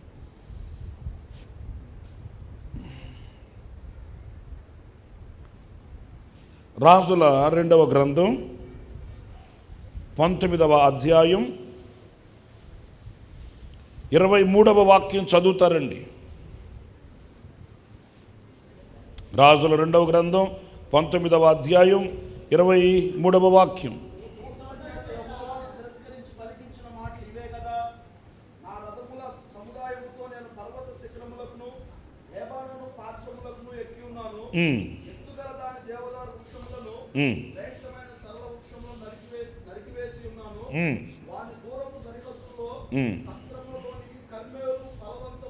ఇక్కడ చూడండి, కర్మేలు ఫలవంతములగు క్షేత్రము. కర్మేలు ఫలవంతములగు క్షేత్రము. కర్మేలు అనేదట ఫలవంతములైన క్షేత్రమట. అంటే ఈ కర్మేలులో ఉన్నంత వరకు ఏది పోగొట్టుకోరు. ఎందుకో తెలుసా? ఆ కర్మేలు అనేది ఒక ఫలవంతమైనటువంటి ప్రదేశం అండి. ప్రార్థనా అనుభవం ఒక్కటే కాదు, కర్మేలు అంటే ఫలించేది అనుభవం, ఫలభరితమైన అనుభవం అండి. ఇప్పటికీ కూడా కర్మేలు పర్వతంకి వెళ్ళొచ్చు. నేను 4 సార్లు వెళ్ళా. దేవుని చిత్తమైతే ఈ కరోనా ఇబ్బందులన్నీ తొలగిపోతే మరలా కూడా ఇంకోసారి వెళ్ళేసి వస్తాను. స్వప్నతోళ్ళు ఉన్నట్టున్నారు, ఆమెను అనకూడదా? ఇప్పుడు అన్నారులే. సంతోషం అది. మీరు కూడా మీకు వసతి ఉంటే వీలైనంత మట్టుకు ఒకసారి వెళ్ళి యెరూషలేము చూసేసరండి. అంటే మనకేదో పుణ్యం వచ్చేస్తుంది, మట్టి ఎత్తి నెత్తి మీద పోసుకోండి, మట్టి ఎత్తి తినండి అని చెప్పట్లే. చరిత్ర కలిగిన ప్రాంతాలు కనుక యేసు ప్రభు ఖాళీ సమాధి, అసలు అక్కడికి వెళ్ళి ఆ ఖాళీ సమాధి లోపలికి వెళ్ళి చూస్తే ఒళ్ళు పులకరిస్తుందండి బాబోయ్. అది మాటలతో చెప్పేదానికి కుదరదు. ఆ ఖాళీ సమాధుల్లోకి మనం కూడా వెళ్ళచ్చు, చూసి రావచ్చు. లోపలికి వెళ్ళనిస్తారు. అదిగో యేసు ప్రభు తలగడ అక్కడ కాళ్ళు పెట్టారు, పడుకోబెట్టిన అది చూపిస్తుంటే ఇంకా కళ్ళల్లో నీళ్లు తిరుగుతాయి అంతే, ఒళ్ళు పులకరిస్తుంది, జలకరిస్తుంది అంతే. గెత్సేమనులో ఆ మార్త అక్కడ ఉన్నప్పుడు, మరియా అక్కడ ఉన్నప్పుడు యేసు ప్రభు అక్కడ పునరుద్ధానపు శరీరంతో మరియా అని పిలిచాడే, ఆ తోట ఇంకా ఉంది. అయిపోయి అక్కడ నిలబడితే భూమి మీద కాళ్ళు నిలబడవేక మనకు ఆ అనుభవమే వేరుగా ఉంటుంది. నా మాట ఏనండి, ఎవరన్నా కనుక వసతి ఉంటే అప్పులు చేసి వెళ్ళొద్దు. వసతి ఉంటే ఎంత ₹1,00,000 ఏమవుతుంది అనుకుంటాను. ఇప్పుడు గవర్నమెంట్ వాళ్ళు ఏదో కొంచెం సబ్సిడీ కూడా ఏదో ఇస్తున్నారు, 50,000 60,000 రూపాయలకే తీసుకెళ్తున్నారు. ఎంత భాగ్యం ఏంటి. వెళ్ళి చూసేసారండి, సూపర్, చాలా బాగుంటుంది. యేసుప్రభు స్వయాన నడిచిన ప్రాంతాలు, యేసుప్రభు ఏ గెత్సేమనే తోటలో ఏ బండరాతి మీద మోకరించారో ఆ బండ ఇప్పటికి అలాగే ఉంది. ప్రొటెక్ట్ చేసి పెట్టారు, దాన్ని భద్రపరిచి పెట్టారు. తెల్లరాయి, గరుకు రాయి, ఒక పెద్ద మందిరం కట్టి దాన్ని ఈ ఫుల్పిట్ దగ్గర ఆ మందిరం వచ్చేటట్లుగా డిజైన్ చేసి, మందిరం ఉంటుంది, చర్చి ఉంటుంది, ఆ ఫుల్పిట్ దగ్గర ఆ రాతికి చుట్టూ ఇట్లాగే ఐరన్ రాడ్స్ పెట్టేసి ఉంటారు. మనం వెళ్ళి చూసి రావచ్చు, అట్లా ముట్టుకొని చూసేసి రావచ్చు. గెత్సేమనే తోటలో, ఏ గెత్సేమనే తోటలో ఏ ఒలీవ చెట్టు కింద ఆయన మోకరించాడో ఆ ఒలీవ చెట్టు ఇంకా ఉంది. అవన్నీ చూస్తుంటే ఎట్లుంటుంది? 50,000 రూపాయలు పోయినాయి ఖర్చు పెట్టేమో అనిపిస్తుందా? శక్తి ఇస్తాడు దేవుడు, ఇంకోసారి సంపాదించుకోవచ్చు. అప్పు మాత్రం చేయొద్దు బాబా. ఇంకా మరి యేసుప్రభు సిలువ మోసిన మార్గాలు అట్లా ఉన్నాయి. యేసుప్రభుని తీసుకెళ్ళి రాత్రి తీర్పు తెచ్చి ఆ రాత్రి ఒక చీకటి గదిలో వేసి కొట్టారు. ఆ గది ఇంకా అట్లాగే ఉందండి. ఆ గదిలోకి వెళ్తే తల్లడిల్లిపోతాం మనం. వాల్యుబుల్ ప్లేసెస్, చాలా విలువైన ప్రాంతాలు. ఏ జక్కయ్య ఏ చెట్టు మీదకి ఎక్కి కూర్చున్నాడో ఆ చెట్టు ఇంకా ఉంది. దానికి ఇంజక్షన్లు వేసి పెట్టారు సావకుండా. చెట్టుకి ఉంది ఇంకా 4 టర్నింగ్లో ఆ కోడలిలో ఒక చెట్టు, జక్క ఎక్కిన చెట్టు ఉంది. కానీ మనల్ని ఎక్కనీరు, దగ్గరకు కూడా వెళ్ళనీరు. ఎందుకంటే మనోళ్ళు తలా ఒక కొమ్మించుకొచ్చుకుంటారని.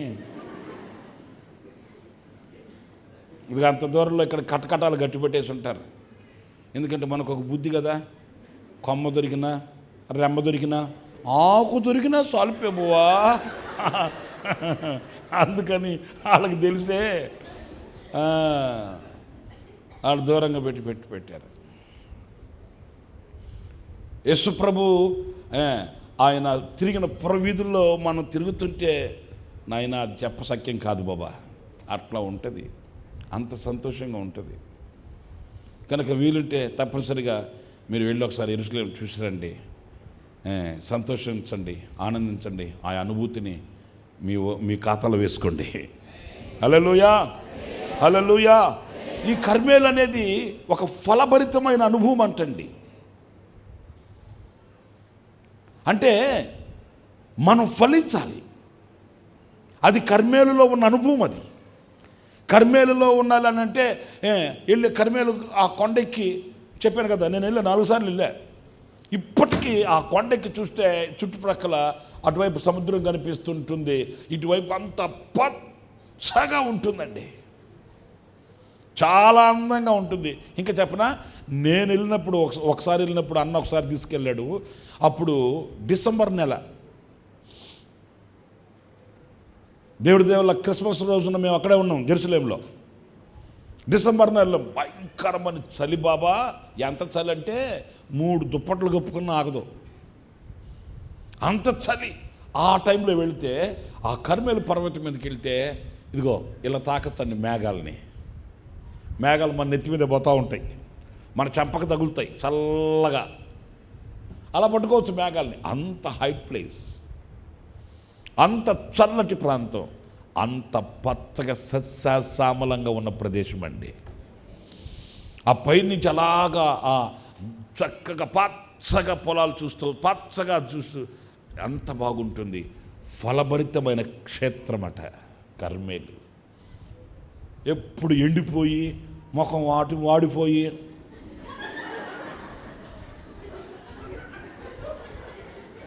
అక్క వందనాలు అక్క ఏమంటే అంటున్నావు నువ్వా?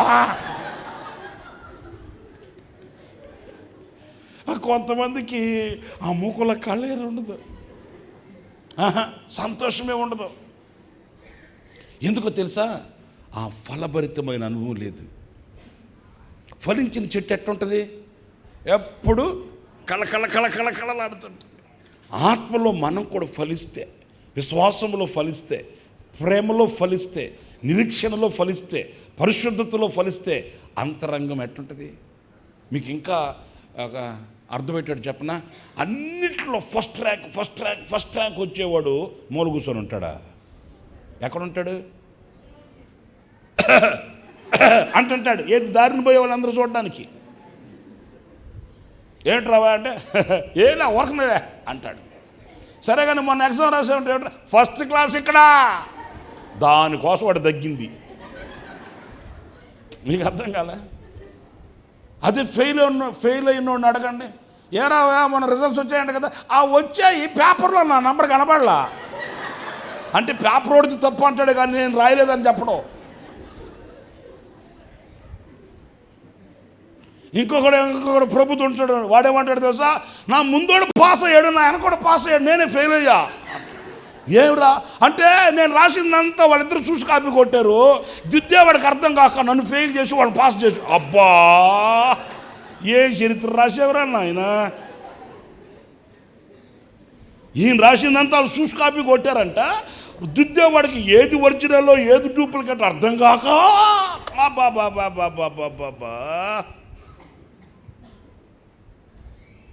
ఫలించేవాడికి ఆనందం ఉంటుంది, ఉంటుందా ఉండదా? చెప్పరేంటండి. విశ్వాసంలో ఫలించే వ్యక్తికి ఆ విశ్వాసంలో విజయము కలుగుతుంది, ఆ విజయం చేత అతను ప్రకాశిస్తాడు.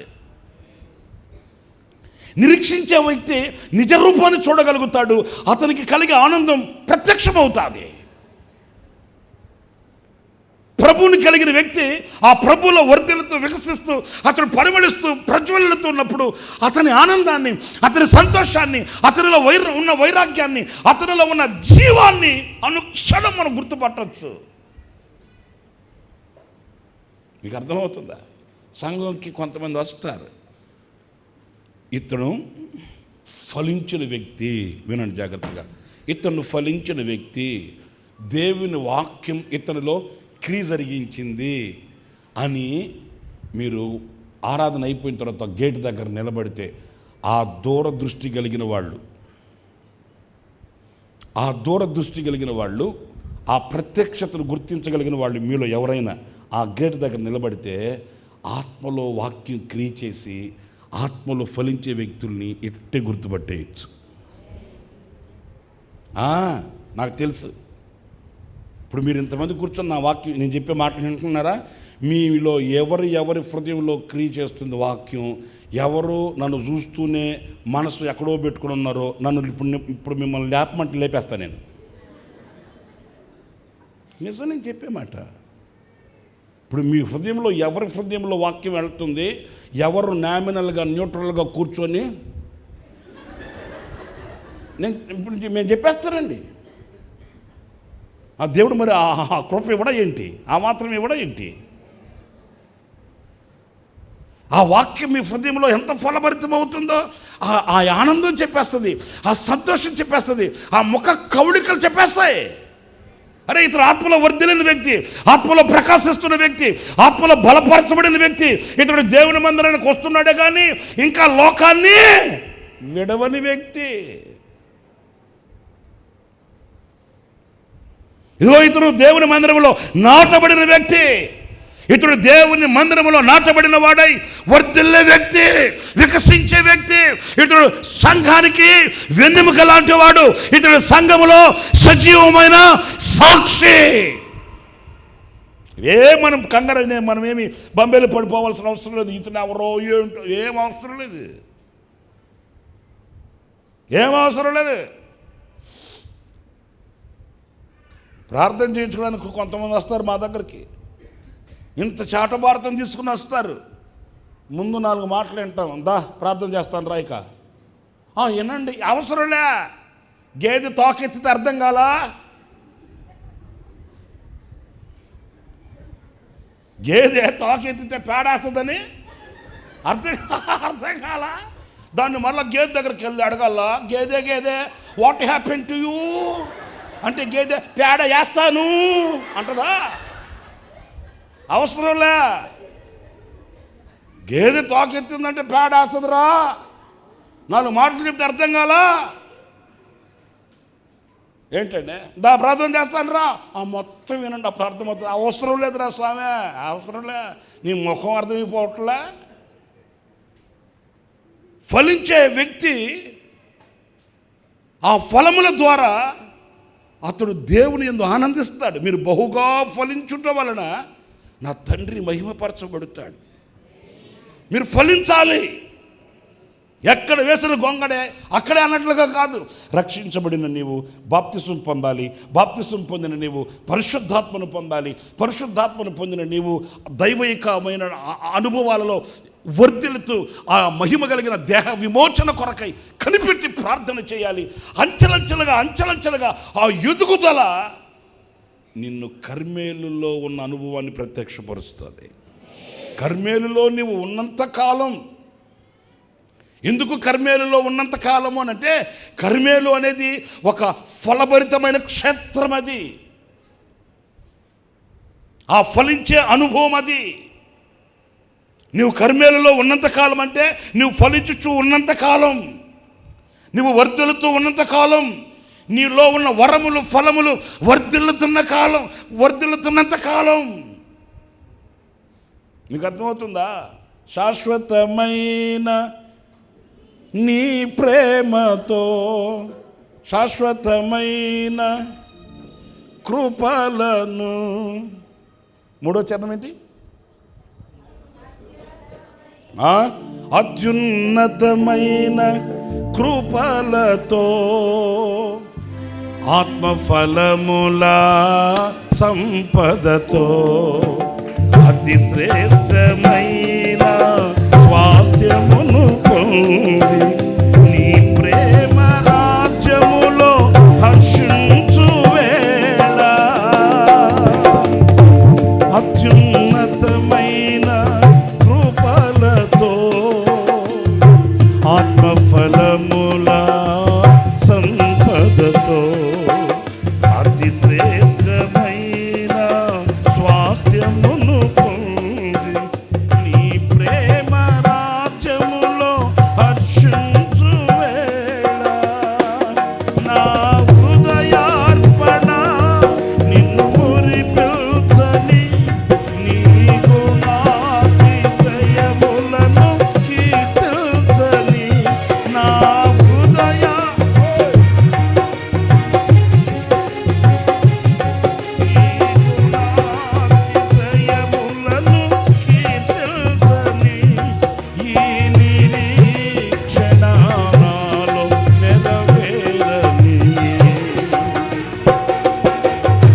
అత్యున్నతమైన కృపలతో ఆత్మఫలముల అతి శ్రేష్టమైన స్వాస్థ్యమును పొంది నీ ప్రేమ రాజ్యములో హర్షించు వేళ నా హృదయార్పణ నిన్ను మురిపించని నీ గుణాతిశయములను కీర్తించని నా హృదయార్పణ నిన్ను మురిపించని నీ గుణాతిశయములను కీర్తించని ఈ నిరీక్షణ నాలో నెరవేరని కృపాసాగరా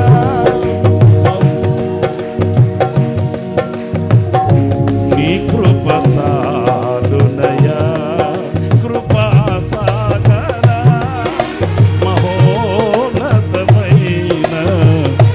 నీ కృప చాలునయా. ఆమేన్. హల్లెలూయా. మనము ఆయన దగ్గరికి వెళ్తామా వెళ్ళమా?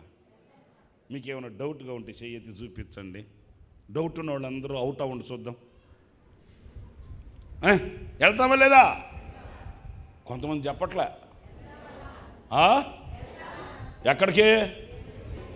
ప్రభు దగ్గరికి వెళ్తాం. వెళ్ళినప్పుడు మనము చేత పట్టుకుని వెళ్ళాలి. ఏంది చేత పట్టుకుని వెళ్ళేదానంటే, అప్పు సమస్యలు, కొడుకుల బాధ, కూతురు బాధ, ఇంటి కాగితాలు, బ్యాంక్ కాగితాలు,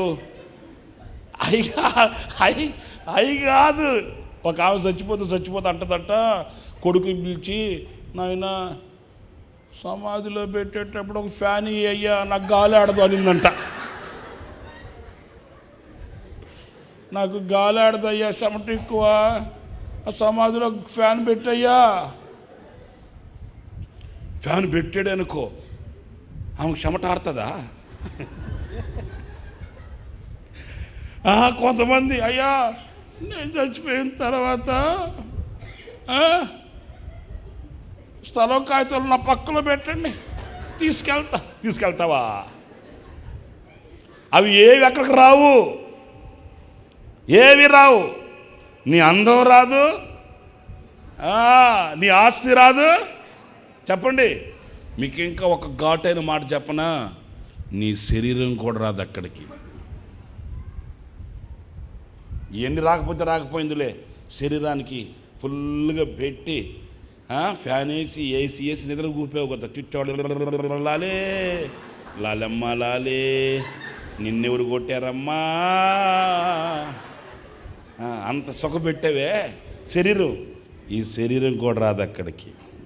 ఈ శరీరం ఈ మట్టిలో కలిసిపోవాల్సిందే. వేరొక శరీరాన్ని ధరించుకుని వెళ్ళాల్సిన వాడివే కానీ ఈ శరీరం కూడా అక్కడికి రానే. కొంతమందికి దిగులు, నేను నల్లగా పుట్టాను, నేను ఎందుకు పుట్టా? నువ్వు నల్లగా పుట్టు తెల్లగా పుట్టు, ఇది ఇక్కడికి రాదు, అక్కడికి రాదు. మీకు ఇంకా ఒక మాట చెప్తా, మరి రాకపోతే మనం అక్కడ గుర్తుపట్టుకునేది ఎట్టన్నా అంటారేమో. వినండి, దేవుడు మనకు ఒక రూపం ఇచ్చున్నాడు, అది దైవ రూపం. ఆ రూపంలో మనమంతా అక్కడ కలుసుకుంటాం. ఇప్పుడు ఒక పాస్టర్ గారు చచ్చిపోయాడు అనుకో, ఒక పాస్టర్ గారు, ఇప్పుడు ఎందుకులే నేనే అనుకో, నేను చనిపోయిన తర్వాత మందిరంలో పెడతారు, చర్చిలో పెడతారు. అప్పుడు అంతా పాస్టర్లు అంతా వచ్చి నన్ను గురించి చెప్తారు. ఏమని చెప్తారు? పాస్టర్ రమేష్ గారి విడిచిపెట్టిన దేహం మన మధ్యలో ఉంది అంటాడు. ఎక్కడ విడిచిపెట్టిపోయాడు ఆయన? ఎక్కడ విడిచిపెట్టిపోయాడు? ఇక్కడ విడిచిపెట్టి వెళ్ళిపోయాడు. మరి ఇక్కడే విడిచిపెట్టిపోతే ఏ రూపంలో వెళ్ళాడు ఆయన? దేవుడు అతనికి ఒక మహిమా రూపం ఇచ్చుంటాడు, ఆ మహిమా రూపంతో వెళ్ళిపోతాడు. ఆ మహిమా రూపాన్ని చూడగలిగిన దృష్టి నరునికి లేదు. ఆ మహిమా రూపాన్ని ఫోటో తీయడానికి క్యామ్లు సరిపోవు. అది దైవ రూపం. ఆయన నాకు ఏ రూపం ఇచ్చున్నాడో ఆ రూపంతో నేను వెళ్ళిపోతాను. ఈ శరీరం కూడా మనతో రానే రాదు. నువ్వు నల్లగా బుట్టు, తెల్లగా బుట్టు, ఇంకా తెల్లగా బుట్టు, అది బట్ట తలేసుకుని తిరుగు, జుట్టు వేసుకుని తిరుగు, ఏమన్నా వేసుకుని తిరుగు, ఇవన్నీ ఇక్కడే స్తోత్రమే, నిజం, హల్లెలూయా. అంతే. అప్పుడప్పుడు చెప్తున్నాడు శరీరానికి, శరీరమా నువ్వు ఇక్కడ దానివే, మరి నువ్వెవరు అంటుంది శరీరం. నేను అక్కడ వాడిని, నేను అక్కడికి వెళ్ళిపోతా, మరి నేను కూడా రాను అక్కడికి. నువ్వు ఎక్కడికి వస్తావు? ఉప్పు కారం తిన్నదానివి, నీకు ఈర్ష, ద్వేషం, పగ, కార్పణ్యం, దొంగ సూపులు, వార సూపులు, నువ్వు ఆడకొస్తావే శరీరమా? ఒకరోజు నిన్ను విడిచిపెట్టి నేను వెళ్ళిపోతానే శరీరమా? శరీరం అంటది, బావా అటు అనబాకు బావా అంటది. అప్పుడు మనమేమో ఎవడికి బావ సై, నేను వెళ్ళిపోతా నా ప్రభు దగ్గరికి. ఎందుకంటే అంత సుఖపెడితే శరీరాన్ని, సుఖపెడితే మనం వెళ్ళిపోతాం ప్రభు దగ్గర. అయితే నేను చెప్పే మాట ఏంటంటే, మనం అక్కడికి వెళ్ళినప్పుడు ఇవేవి మనతో రావు. మనము ఆత్మ వరములు, ఫలములు అనే సంపదను తీసుకుని వెళ్ళాలి అక్కడికి. హల్లెలూయా. అదే ఆ పాటలో ఆ మాట, అత్యున్నతమైన కృపలతో ఆత్మ ఫలముల సంపదతో. సంఖలో, ఈ సంఖలో ఒక బ్యాగ్, ఈ సంఖలో ఒక బ్యాగు, ఈ చేతిలో ఒక బ్యాగు, ఈ చేతిలో ఒక బ్యాగు, మళ్ళీ భుజానికి ఒక బ్యాగ్ తగిలించుకొని మొయ్యలేక వెళ్తాను నేను అక్కడికి. ప్రభు నన్ను చూస్తాడు, ఏంట్రా అవన్నీ? ఆత్మ ఫలముల సంపద. స్తోత్రం కలుగుగాక. ఓ ఎక్కడ సంపాదించేవారు అంటే నేను అంటాను, నువ్వే కదయ్యా నాకు ఇచ్చింది వరాలు ఫలాలన్నీ. ఆ వరాలు ఫలాలన్నీ నేను వృద్ధి పొంది ఫలించి సంపదలు తీసుకొచ్చుకున్నానయ్యా. ఆ సంపదను బట్టి నా దేవుడు నీకు ఘనతనిస్తాడు అక్కడ. మన కులాన్ని బట్టి కాదు. నువ్వు 2 అక్షరాల 3 అక్షరాల ఏ అక్షరాలు రావు అక్కడికి. అవన్నీ అక్షరాలన్నీ ఇక్కడే. ఇవన్నీ వదిలిపెట్టి వెళ్ళిపోవాలి అక్కడికి. ఏ అచ్చిరం రాదు అక్కడికి. ఫలానా వాళ్ళంతా అక్కడ ఉండండి, ఫలానా వాళ్ళంతా ఇక్కడ నో నథింగ్. నీ ఆత్మ ఫలముల సంపదను చూస్తాడు. దేవజుల్లో నా ఆత్మీయతను రేసన్న గారు చెప్తుండేవాళ్ళు, నేను పరలోకానికి వెళ్తాను, యేసుప్రభుని చూస్తాను, ఆయన చూసి ఏడుస్తాను. అప్పుడు యేసుప్రభు నా దగ్గరకు వచ్చి, ఏసన్నా ఏడవకు, ఎందుకు ఏడుస్తావు అని నా దగ్గరకు వచ్చి నా కన్నీళ్ళు తుడుస్తాడు. నేను ఆయన గట్టిగా పట్టేసుకుంటా, ప్రభువా అని ఏడుస్తా. ఏడవకు ఏడవకు నేనున్నాను కదా అంటాడు ఆయన. అంతలో మళ్ళా ఇక్కడే ఉండు అని వెళ్తాడు. యేసన్న గారు చెప్పేవాళ్ళు అండి, ఆయన బ్రతుకున్నప్పుడు చెప్పేవాళ్ళు, నా ప్రభు నన్ను ఇక్కడే ఉండని చెప్పి వెళ్ళి ఒక కిరీటం తెస్తాడు. ఆ కిరీటం తెస్తుంటే నేను ఆ కిరీటం ఆయన పెట్టుకుని కనబడతాడేమో అని అనుకుంటాను. అక్కడ అనుకునే సంగతి కూడా ఇక్కడే చెప్పాడు ఆయన. ఆయన పెట్టుకొని ఆ కిరీటాన్ని నాకు కనబడతాడేమో అని అనుకుంటాను. ఎందుకంటే నా యేసు రాజా అని పాడాను కదా, అందుకని రాజులకు కనబడతాడని నేను అనుకుంటుంటే ఆ కిరీటం తీసుకొచ్చి నాకు పెడతాడు. ఆ కిరీటంలో మీ అందరి ముఖాలు నేను చూస్తాను. అది సంపద, అది సంపద. ఏంటి సంపద? ఫలించిన. మరి నేను ఒక మాట మిమ్మల్ని అడుగుతున్నాను, మీరు ఫలిస్తున్నారా, ఎండిపోతున్నారా? మీరు ఆలోచించుకోండి సుమా. రక్షించబడిన ఆనాటి నుండి ఈనాటి వరకు మీరు ఫలభరితంగా ఉన్నారా? నానాటికి ఎండిపోతున్నారా? నిరసలిపోతున్నారా? బకచిక్కిపోతున్నారా? నీరు కట్టిన తోటవలే ఉన్నారా? ఎండిపోయిన తోటలాగా ఉన్నారా? తన కాలమందు ఫలమిచ్చు చెట్టు వలె పచ్చగా ఉన్నారా? లేకపోతే ఫలములు లేని మోడుబారిన చెట్టులాగా ఆకులు మాత్రం అబ్బో ఆకులు మాత్రం బాగున్నాయి, కిస్మిస్ కిస్మిస్ వస్తే పీకలు కాన తినడం, టారులు లేపడం. ఇక వచ్చిందిగా ఈస్టర్ వచ్చిందంటే ఏడ్చి 7 గ్లాసులు పానకం తాగి 7 మాటలు కష్టం మీద ఇన్ని. ఓ నాయన, ఇవన్నీ ఆకులు, ఇవన్నీ ఆకులు బాగానే ఉన్నాయి. కిస్మిస్ బాగానే ఉంది, ఈస్టర్ బాగానే ఉంది, గుడ్ ఫ్రైడే బాగానే ఉంది. మరి ఫలాలేయండి. గుడ్ ఫ్రైడే రోజు ఒక సంఘంలో కొట్లాట. ఏమంటే నాకు 3వ మాట నాకు ఇస్తానన్నావుగా, 3వ మాట నాకు ఇస్తానని ఆడికెట్టతావు చెప్పినవా? పాస్టర్ గారిని పట్టుకుని చితక బాధేశారండి. ఎవరు నేను చెప్పేది? పాస్టర్ గారిని పట్టుకుని చితక బాధేశారు సంఘం. ఏంటంటే 3వ మాట నాకు ఇస్తానన్నావుగా, నాకు మాట ఇచ్చి నువ్వు ఎట్టిస్తావాడుగా. తండ్రి వీరేమి చేయుచున్నారు? మరి ఏం చేస్తా? వీరిని క్షమించు నాయన. అమ్మా ఇదిగో నీ తల్లి. అయ్యో ఈరోజు నా పరిస్థితులు దారుణమైపోయినాయండి. నేను అంటాను, ఆకులు బాగానే ఉన్నాయి, నువ్వు వేసుకున్న డ్రెస్సు బాగానే ఉంది, నువ్వు విడిన సంఘం బాగానే ఉంది, నువ్వు ఆచరించే పండగలు బాగానే ఉన్నాయి, నువ్వు కట్టే స్టార్లు బాగానే ఉన్నాయి, నువ్వు వెలిగించే లైట్లు బాగానే ఉన్నాయి, కానీ ఫలములు ఎక్కడా? నువ్వు కర్మేలులో ఉంటే ఫలించాలి కదా. ఫలించే నువ్వు కర్మేలులో ఉన్నంత కాలం నువ్వు ఏది పోగొట్టుకోవు కదా. ఈరోజు పోగొట్టుకుని వాడవై ఉండడానికి గల కారణం, నీవు సమాధానాన్ని పోగొట్టుకున్నావు, ఆరోగ్యాన్ని పోగొట్టుకున్నావు, ఆత్మను పోగొట్టుకున్నావు, తుదకు మహిమను కూడా పోగొట్టుకుంటున్నావు. తుదకు దేవుని రాజ్యాన్ని కూడా నువ్వు పోగొట్టుకుంటున్నావు. ఎందుకంటే ఫలించండి, ఫలించాలి. కర్మేలు ఫలభరితమైన క్షేత్రం. ఇక 3వదికి వస్తే, దినవృత్తాంతాలు 2వ గ్రంథం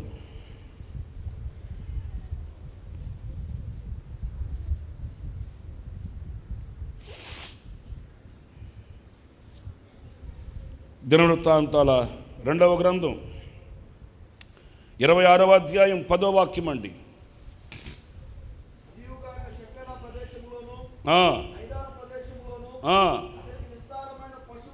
విస్తారమైన పశువులుండగా దుర్గములు కట్టించి అనేకమైన బావులు తవ్వించెను.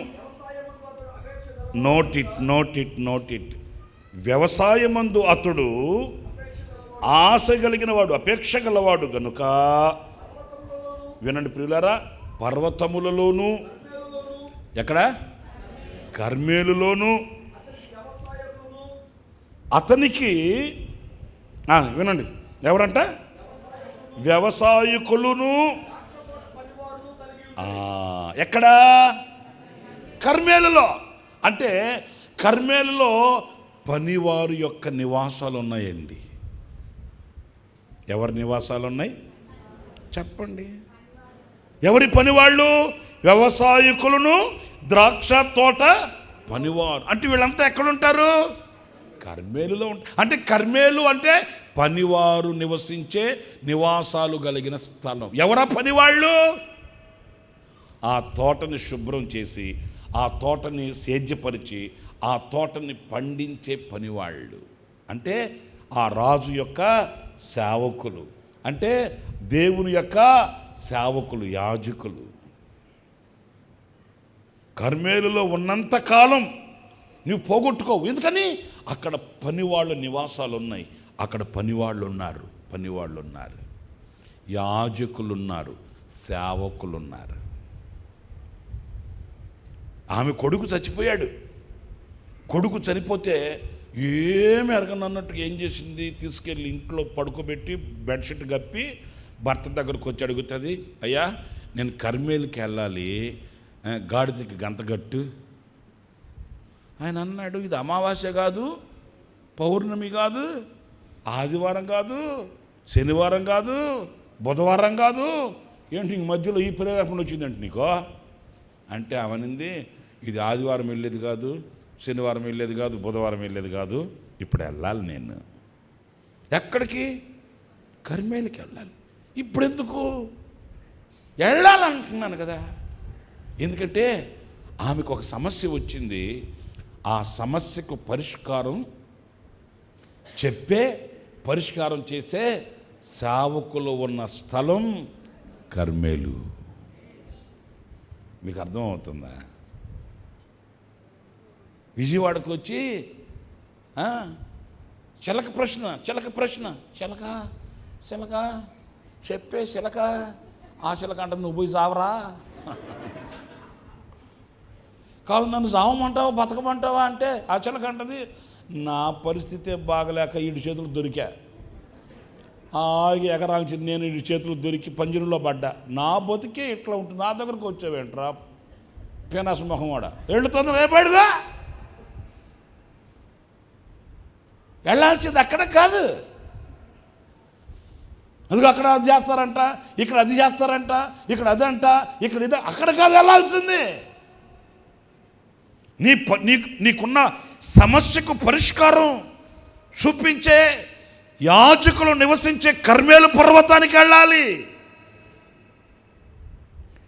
నీ సమస్యకు ఆలోచన చెప్పే యాజకులు నివసించే సహవాసము కలిగిన కర్మేలుకి వెళ్ళాలి. నీ మనసుకు నెమ్మదిని కలిగించి, నీ కుటుంబంలో ఉన్న మరణాన్ని నిరర్థకం చేసి, నీ కుటుంబాన్ని వెలిగించగలిగిన, నీ కుటుంబం కొరకు మోకరించి కన్నీళ్లు కార్చగలిగిన సేవకులు నివసించే ప్రాంతం కర్మేలు ప్రాంతం. అక్కడికి వెళ్ళు. అక్కడ నీకు ఆలోచన చెప్పే పనివాళ్ళు ఉంటారు. ద్రాక్ష తోట పనివాళ్ళు. ఏం మాట అండి! వ్యవసాయకులను, వ్యవసాయము చేసే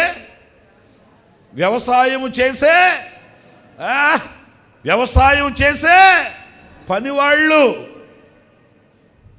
శుభ్రంగా కాలు మీద కాలు వేసుకొని కూర్చొని పేపర్ తెచ్చుకొని పేపర్ చదివి రాజకీయాలు మాట్లాడే పనివాళ్ళు కాదు. మీకు అర్థమవుతుందా?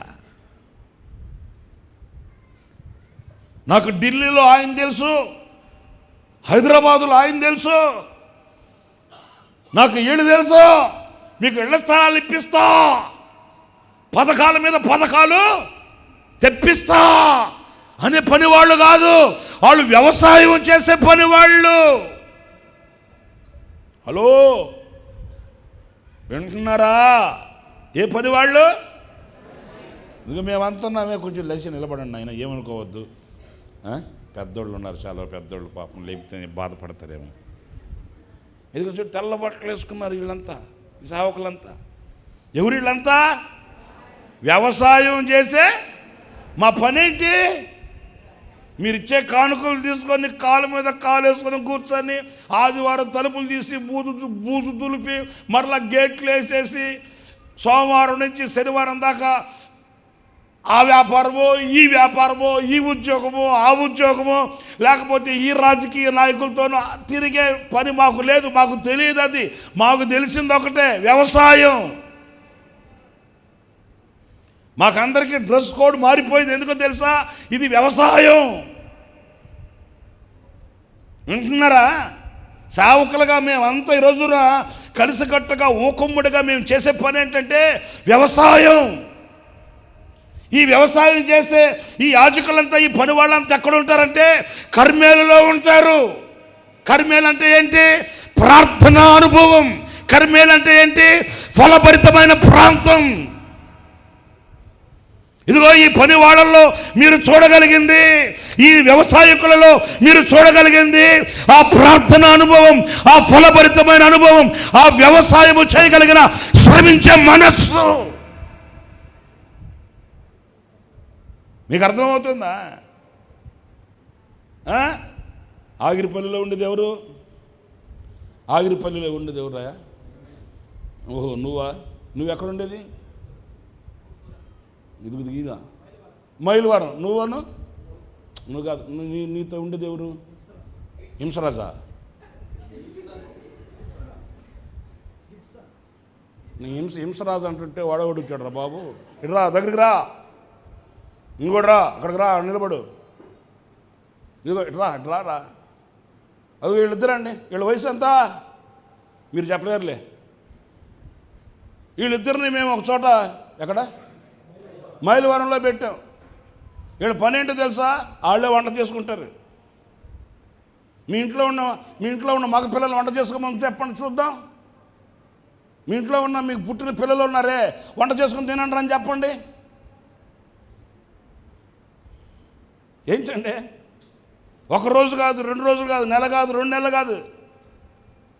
ఇది వాళ్ళే వంట.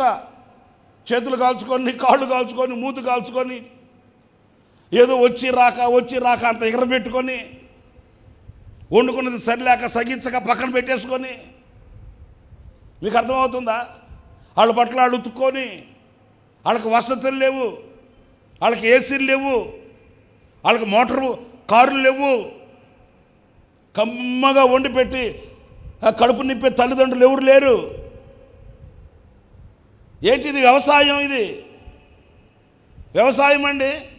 మీరు 10 రూపాయలు ఇచ్చినంత మాత్రాన సరిపోదు.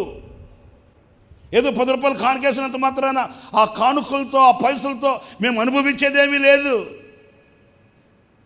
అర్థమవుతుందా? అదిగో ఈ తమ్ముడు, నువ్వు ఎక్కడ ఉండేది? జగ్గైపేట పాస్టర్ రెడ్డి. అదిగో ఆ పాస్టర్ ఉన్నాడు. రా, కొంచెం రా, ముందుకు రా. నువ్వు కూడా రా. ఎన్ని సంవత్సరాలు అయింది నువ్వు సేవకు వచ్చి? 14 సంవత్సరాలు సేవలో ఉన్నాడు ఆ తమ్ముడు. ఆ తమ్ముడిని ఇద్దరిని ఒక దగ్గర పెట్టాను జగ్గైపేటలో. వాళ్ళ పని ఏంటి? రాత్రనక పగలనక తిరిగి, ఏం వాళ్ళకు ఉండవా సుఖపడాలని? ఎండ కాస్తుంటే, ఎండకి బయటకు వెళ్తుంటే నీ బిడ్డకి ఏం చెప్తావు? నాయనా రే, ఎండ పూట వెళ్తున్నావు, ఎందుకు రా? ఎండ దగ్గర బయటకు పోతూ ఎండ దెబ్బ తగులుతుంది, నల్లగా అయిపోతావు. వాడు ఉండేదే గ్యారెంటీ కలరు, ఇంకేమవుతాడు నల్లగా. కానీ నీ బిడ్డ మీద అటు చెప్తావే. మరి వాళ్ళు రాత్రనక పగలనక ఎండ వానలో పడి తిరుగుతుంటే వాళ్ళ తల్లిదండ్రులు వాళ్ళకి చెప్పే దగ్గరున్నారా? మేము అనుకోవట్లేదు. మాకు సుఖం లేదే, మాకు సమృద్ధి లేదే, మాకు తోడు లేదే, మాకు అండలేరే అనుకోవట్లే. ఏది? వ్యవసాయం ఇది. ఇదిగో ఇంచుమించు ఇక్కడ ఉన్న వాళ్ళందరూ ప్రాణాలు తెగించి వాళ్ళు ఈ యుద్ధ భూమిలో నిలిచి వీళ్ళు చేసే పని ఏంటయ్యారంటే వ్యవసాయం. వ్యవసాయం అంటే ఏంటి? ఉదయం చల్లటి పూట వెళ్ళి ఒక సూపు చూసి మళ్ళీ సాయంకాలం వెళ్ళి చల్లటి పూట ఆ గట్టు మీద కూర్చొని హాయిగా చల్లగాలి పీల్చుకో రావడం కాదు వ్యవసాయం. పొలంలోకి దిగాల కూర్చోండి, పొలంలోకి దిగాలి. వ్యవసాయకుని పని. వ్యవసాయం చేశారా? హలో, మీరు ఎప్పుడైనా వ్యవసాయం చేశారా? నేను కూడా చేసే వ్యవసాయం. ఏంటి వ్యవసాయకుని పని ఏంటి? కాలం వస్తే వ్యవసాయకుడు ఇంట్లో ఉండడు. ఏం చేస్తాడు? పొలంకి వెళ్తాడు, చాళ్ళుగా భూమిని దున్నుతాడు, మట్టి పేలలో గచ్చ పోతలేదని ఉంటే మొత్తం ఏరేస్తాడు, నీరు పెడతాడు. నీరు పెట్టి ఆ పొలంలోకి వెళ్ళి చెప్పులు వేసుకొని కాదు, బూట్లు వేసుకొని కాదు, పొలం పని చేసే ఆయన బూట్లు వేసుకొని దిగుతాడు ఆ పొలంలోకి. చెప్పరేంటాడు ఆయన? పొలం పని చేసే చెప్పులు వేసుకొని దిగుతాడా? కాళ్ళకి చెప్పులు లేకుండా పొలంలోకి దిగి ఆ నీరు కట్టిన పొలాన్ని తొక్కుతాడు, మట్టి పేలలన్నీ తొక్కుతాడు. ముళ్ళు గుచ్చుకోవా? అరే బాబు చెప్పరేంటి? గుచ్చుకుంటాయి. నీకెందుకో మేము ఎక్కడ తిరిగితే నీకెందుకో, మేము ఎక్కడ తింటే నీకెందుకో, వాక్యం చెప్పుకో. ముళ్ళు గుచ్చుకుంటాయి. వ్యవసాయకుని పని ఏంటి? ముళ్ళు గుచ్చుకుంటున్నాయని చెప్పి పొలం వదిలేస్తాడా? మీరు సమాధానం చెప్పండి. రాళ్ళు తగులుతున్నాయని, రాళ్ళు పిల్లలు మట్టి పిల్లలు కాళ్ళకు గుచ్చుకుంటున్నాయని పొలాన్ని వదులుకొని వెళ్ళిపోతాడా? ఒక సావుకుని పని ఏంటి? పొలంలో ఉన్న రాళ్ళన్నీ ఏరేయాలి, పొలంలో ఉన్న ముళ్ళన్నీ ఏరేయాలి, దానికి నీరు కట్టాలి, దాన్ని మెత్తని చేయాలి.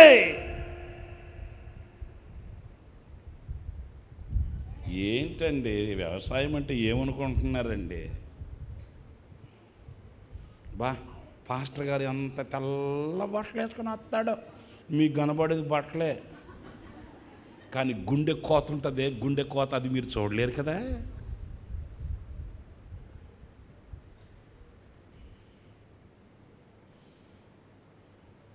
ఆ పొలంలోకి దిగి మట్టి పిల్లలన్నీ తొక్కి నాట్లేస్తాడు. నాట్లేసి అమ్మ దేవుడా సమ్మర్ అంతా అయిపోయింది నాయన, సాంబార్ అన్నం తిని పడుకుందామయ్యా అనుకుంటాడా? లే, నీరు కట్టి గుంట నక్కలు కొన్ని ఉంటాయి. ఆ నక్కలు కిందనే బెజ్జాలు పెట్టి వచ్చేస్తాయి పొలంలోకి. తెల్లారేసి వచ్చేసరికి అటువైపు ఇంచుమించు ఆ ప్రాంతమంతా గుంట ఏంటి పందికొక్కలు. మరి మీరు వ్యవసాయం చేస్తుంటే తెలిసిండే మాట. పందికొక్కలు గనిలో నుంచి బెజ్జాలు పెట్టి వచ్చేస్తాయి. పొడలుగా పంటని నాశనం చేస్తాయి. వ్యవసాయకుడు ఏం చేస్తాడు? కర్ర కూడా తీసుకెళ్ళి ఆ బెజ్జాలన్నీ బూడ్చి, ఇంకా గనక ఆ పందికొక్కలు పోకపోతే పొగ పెడతాడు. ఒక్కొక్క ఆదివారం పాస్ గారు పొగ పెడతాడు. అయ్యా అన్నా పేతురన్నా మరి పెట్టాలి కదా.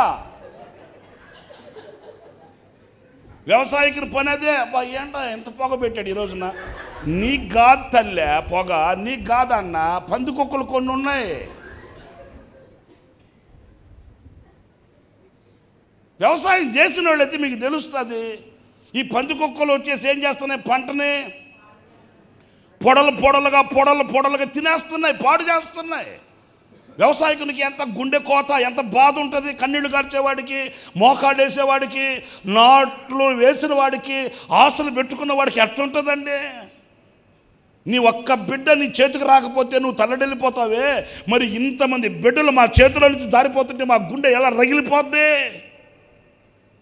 బాధ ఉండదా? కన్నీళ్ళు ఉండవా? కష్టాలు ఉండవా? నిద్రపట్టని రాత్రులు ఎన్నో మాకు తెలుసు. మా కుటుంబాలను గూర్చి కాదు, మా శరీరాలను గూర్చి కాదు. అయ్యో దేవుడు నాకు ఒక తోట ఇచ్చాడు, నాకు ఒక పొలం ఇచ్చాడు, ఆ పొలాన్ని నేను ఎలా సేద్యం చేయాలి, నేను ఒక వ్యవసాయకుడనే అనే వేదన గుండెను నరికేస్తుంది, తొలిచేస్తుంది. వ్యవసాయకుడు గంపడు ఆశలు పెట్టుకుంటాడు ఆ పొలం గురించి.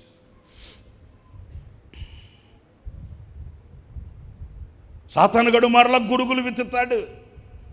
మీరేమంటారు? మా వైపు కలుపు అంటాం, కలుపు తీస్తామంటాం మేము. మీరేమంటారు? మీరు కూడా కలిపేనా? అబ్బా, కోతులన్నిటికీ మూతులన్నీ ఒకటేనంట, ఏం దిగులేదు. కలుపు తీయిస్తాడు. పంట ఈకుగా ఉండిందనుకో, గాలికి ఇట్లా అంటుంటే ఏం చేస్తాడు? ఎరువు వేస్తాడు. ఒక్కొక్క ఆదివారం పాస్టర్ గారు చెప్పే మాటలకి మీరంతా హల్లెలూయా స్తోత్రం ఎరువు వేస్తాడు. ఈ వారం ఎరువు వేసే వారం ఇది, ఇంకొక వారం కలుపు తీసే వారం అది, ఇంకొక వారం పొగ పెట్టే వారం అది. మరి ఏంటి? అన్ని చేస్తేనే వ్యవసాయం. వారం వారం వారం వారం పొగ పెట్టకూడదు. ఇంక పొగ పెట్టే పనే పెట్టుకున్నాం అనుకో, పంట మొత్తం పోతుంది సంకనాకి.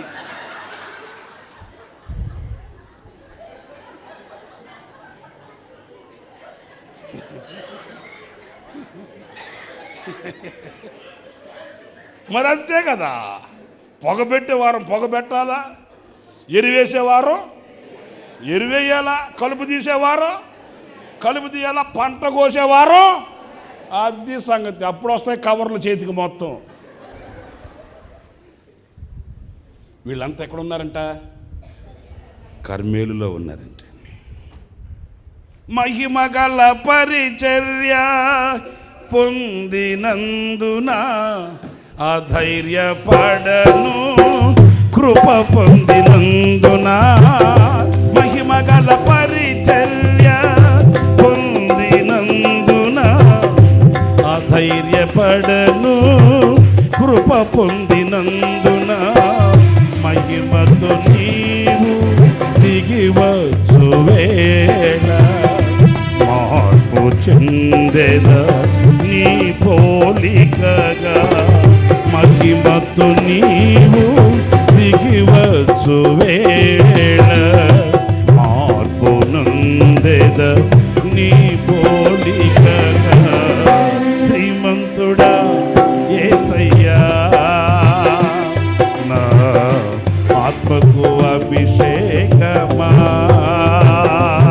నా అభినయ సంగీతమా. హల్లెలూయా. ఇంత మహిమ కలిగిన ఈ పరిచర్య, ఈ తోట, ఈ పొలం ప్రభు మనకిచ్చాడు. ఇందులో పనివాళ్ళు కర్మేలులో ఉన్నారు. మీరు వినండి, ఇప్పుడు నేను ముగించే మాట. మీరు ఈ కర్మేలులో ఉన్నంత కాలం, ఏ కర్మేలులో? ఈ వ్యవసాయకులైన ద్రాక్ష తోట పనివారు ఉన్న ఈ సహవాసంలో ఉన్నంత కాలం, ఈ ఐక్యతలో ఉన్నంత కాలం, ఈ ప్రేమను పంచుకున్నంత కాలం, అర్థమైందా? ఈ బంధం కలిగి ఉన్నంత కాలం మీరు ఏది పోగొట్టుకోరండి. అయ్యా, నా కుమారుణ్ణి నేను పోగొట్టుకున్నాను అయ్యా అంటే దైవజనుడు అన్నాడు, పద వెళదాం పద. వెళ్ళి ఆ చిన్న బిడ్డ మీద ఆయన అంతా తగ్గించుకొని, ఆయన ఆ బిడ్డ మీద పడుకొని ముక్కులో ముఖం పెట్టి, చూసారా, ఆ చిన్న పిల్లవాడు చనిపోయింది. ఈయన వెళ్ళి ఆ చిన్న పిల్లవాడులాగా మారిపోయి అడిగాడు ప్రభుని, నైనా ఈ కుటుంబానికి వెలుగు కావాలి, ఈ కుటుంబానికి జీవం కావాలి, ఈ కుటుంబానికి ఆనందం కావాలి, ఈ కుటుంబంలో ఉన్న మరణం తొలగాలి. చిన్న పిల్లోడ్లాగా అయిపోయి అడిగాడు. దేవుడు అంగీకరించి జీవాన్ని పంపాడు. ఆమె బిడ్డను తీసి మరలా ఆమెకు అప్పగించి వచ్చాడు. ఆమేన్, హల్లెలూయా. ఆ కుటుంబంలో ఉన్న మరణం తొలగిపోయింది. ఎందుకనంటే కర్మేలులో ఉన్న వ్యవసాయకులు ఆ కుటుంబానికి ఉన్నారు. నీకున్నారా ఈ రోజున? కర్మేలులో ఉన్న పనివారు ఆ కుటుంబానికి ఉన్నారండి. నీకున్నారా? అందరు లేచి నిలబడండి, ప్రార్థన చేసుకుందాం. 3 విషయాలు నేను మీతో చెప్తూ వచ్చాను.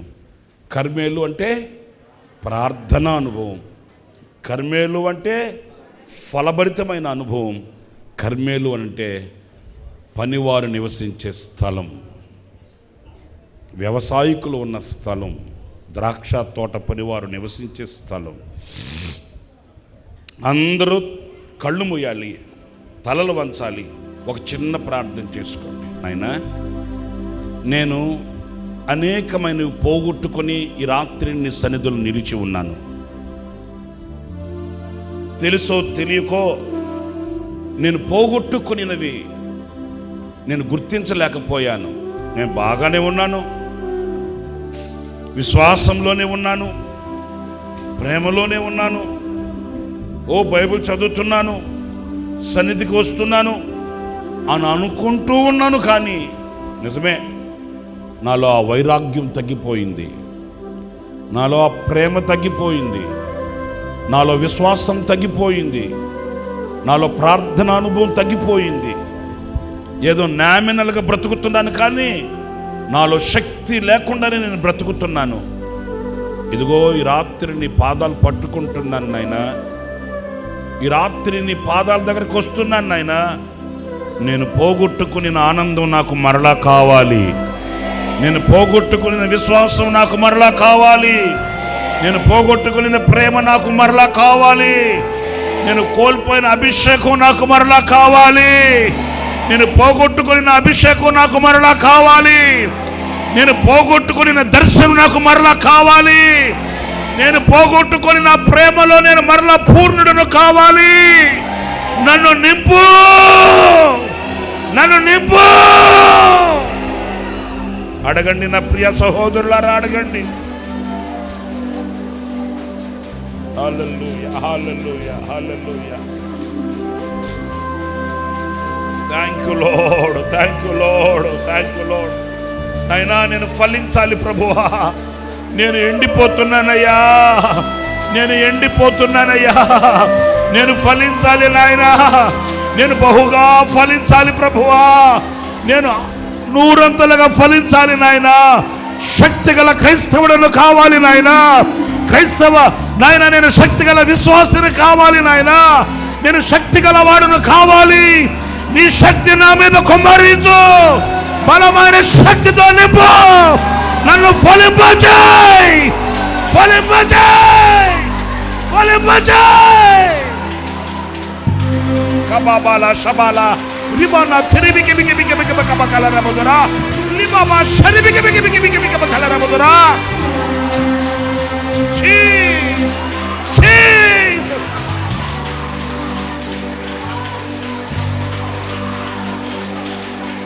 హల్లెలూయా, హల్లెలూయా. ప్రభువాని ప్రజలను నింపండి నాయన, బలమైన అభిషేకముతో నింపండి నాయన, శక్తితో నింపండి, నింపండి. God, God. Hallelujah, hallelujah, hallelujah, hallelujah. ప్రార్థన ఆత్మతో నింపు నీ ప్రజలను, ప్రార్థన ఆత్మతో నింపు నీ బిడ్డలను, ప్రార్థన ఆత్మతో నింపు, నింపు, నింపు. కన్నీటి ఆత్మ, ప్రార్థన ఆత్మ, ప్రార్థన ఆత్మతో నింపబడుదురుగాక, ప్రార్థన ఆత్మతో నింపబడుదురుగాక, కన్నీటి ప్రార్థన ఆత్మతో నింపబడుదురుగాక, ఫలభరితముగా మార్చబడుదురుగాక.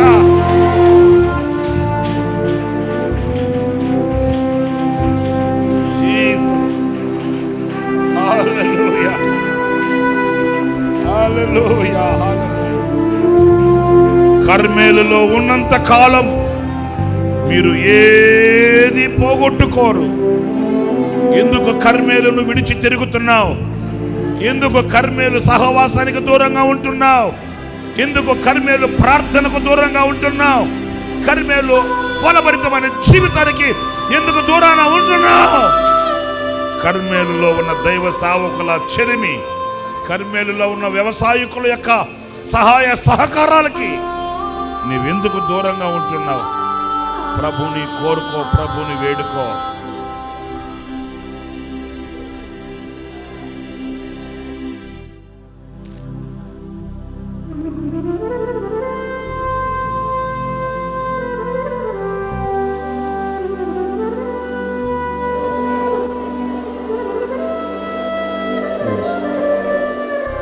ఒక చిన్న తీర్మానంతో ప్రార్థన చేసుకోండి.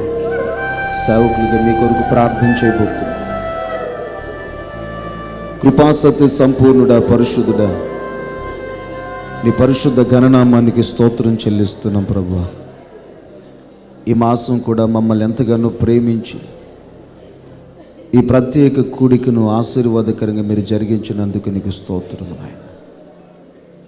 వాక్యమై ఉన్న దేవునికి ఈ రాత్రి మా మధ్యలోనికి దిగి వచ్చినందుకై నీకు స్తోత్రము చెల్లిస్తూ మీ సేవకులను మరుగుపరిచి ఆత్మయ్యున్న దేవునిగా మీరు ప్రత్యక్షమై మీరు మాట్లాడిన శ్రేష్టమైన మీ మాటలను బట్టి నీకు స్తోత్రం చెల్లిస్తున్నాను. ఆనాడు మా పితరులు కర్మేలులో ఉన్నంత వరకు ఏది పోగొట్టుకోలేదని మీరు తెలియపరిచారు నాయన. ఈ రాత్రి ఈ మాట విన్న ప్రతి ఒక్కరి జీవితంలో ఏదైతే పోగొట్టుకున్నారో అవన్నీ మరల కర్మేలు అనుభవం ద్వారా పొందుకునుదురుగాక. నీ గొప్ప సహాయము చేయండి నాయన. కర్మేలులో ఉన్న శ్రేష్టమైన అనుభవాలను మీరు తెలియపరిచారు. ప్రార్థించే అనుభవం ఉందని, ఫలించే అనుభవం ఉందని, వ్యవసాయకులు పనివారు ఆ స్థలములో ఉన్నారని, ఆ కర్మేలు అనుభవాల్లో ఉంటే ఏది పోగొట్టుకోమని మీరు తెలియపరిచారు నాయన. విన్న ప్రతి మాటను బట్టి ఎందరైతే ప్రార్థించే ప్రార్థన వీరులుగా మారుతామని తీర్మానం చేసుకున్నారో వారి ఒక్కొక్కరి జీవితాల్లో పోగొట్టుకున్న ప్రతి శ్రేష్టమైన ఈవులు పొందుకునేటట్లుగా మీరు సహాయము చేయండి. ఫలభరితమైన వ్యక్తులుగా ఫలించే అనుభవాల్లో సంఘము విస్తరించేటట్లుగా మీరు సహాయము చేయండి నాయన.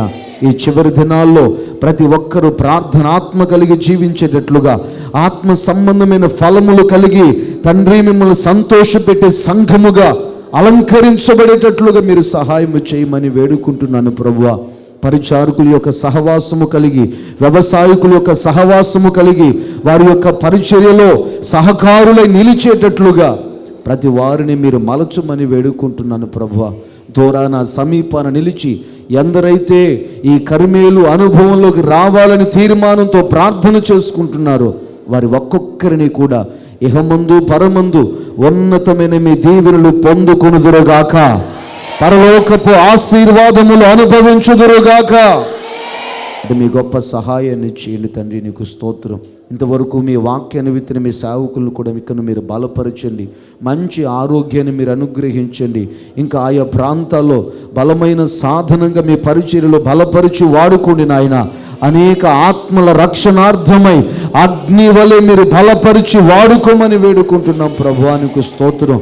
ఇకను ఈ సంఘ పరిచర్యను నానాటికి అభివృద్ధి పరిచి మీ రాజ్య రాకడకు సిద్ధపరచమని యేసు ప్రశస్త నామములో అడిగి వేడుకొనుచున్నాము తండ్రి. మన తండ్రి అయిన దేవుని ప్రేమ, కుమారుడైన యేసుక్రీస్తు వారి కృప, పరిశుద్ధాత్మ దేవుని అన్యోన్య సహవాసము, సన్నిధి సముఖము కూడి వచ్చిన వారికిని, దూరాన సమీపాన నిలిచి విన్న వాక్యాన్ని బట్టి తీర్మానంతో ప్రార్థన చేసుకున్న ప్రతి ఒక్కరికి, వాక్యాన్ని అందించిన తన దాసులకు సకల పరిశుద్ధులకు సదాకాలము తోడయుండి ఆశీర్వదించునుగాక. ఆమేన్. హల్లెలూయా. ఈ మాసంలో కూడా ఈ కూడికను ప్రభు విజయవంతంగా జరిగించినందుకై రెండు చేతులెత్తి స్తోత్రం చెబుదాం.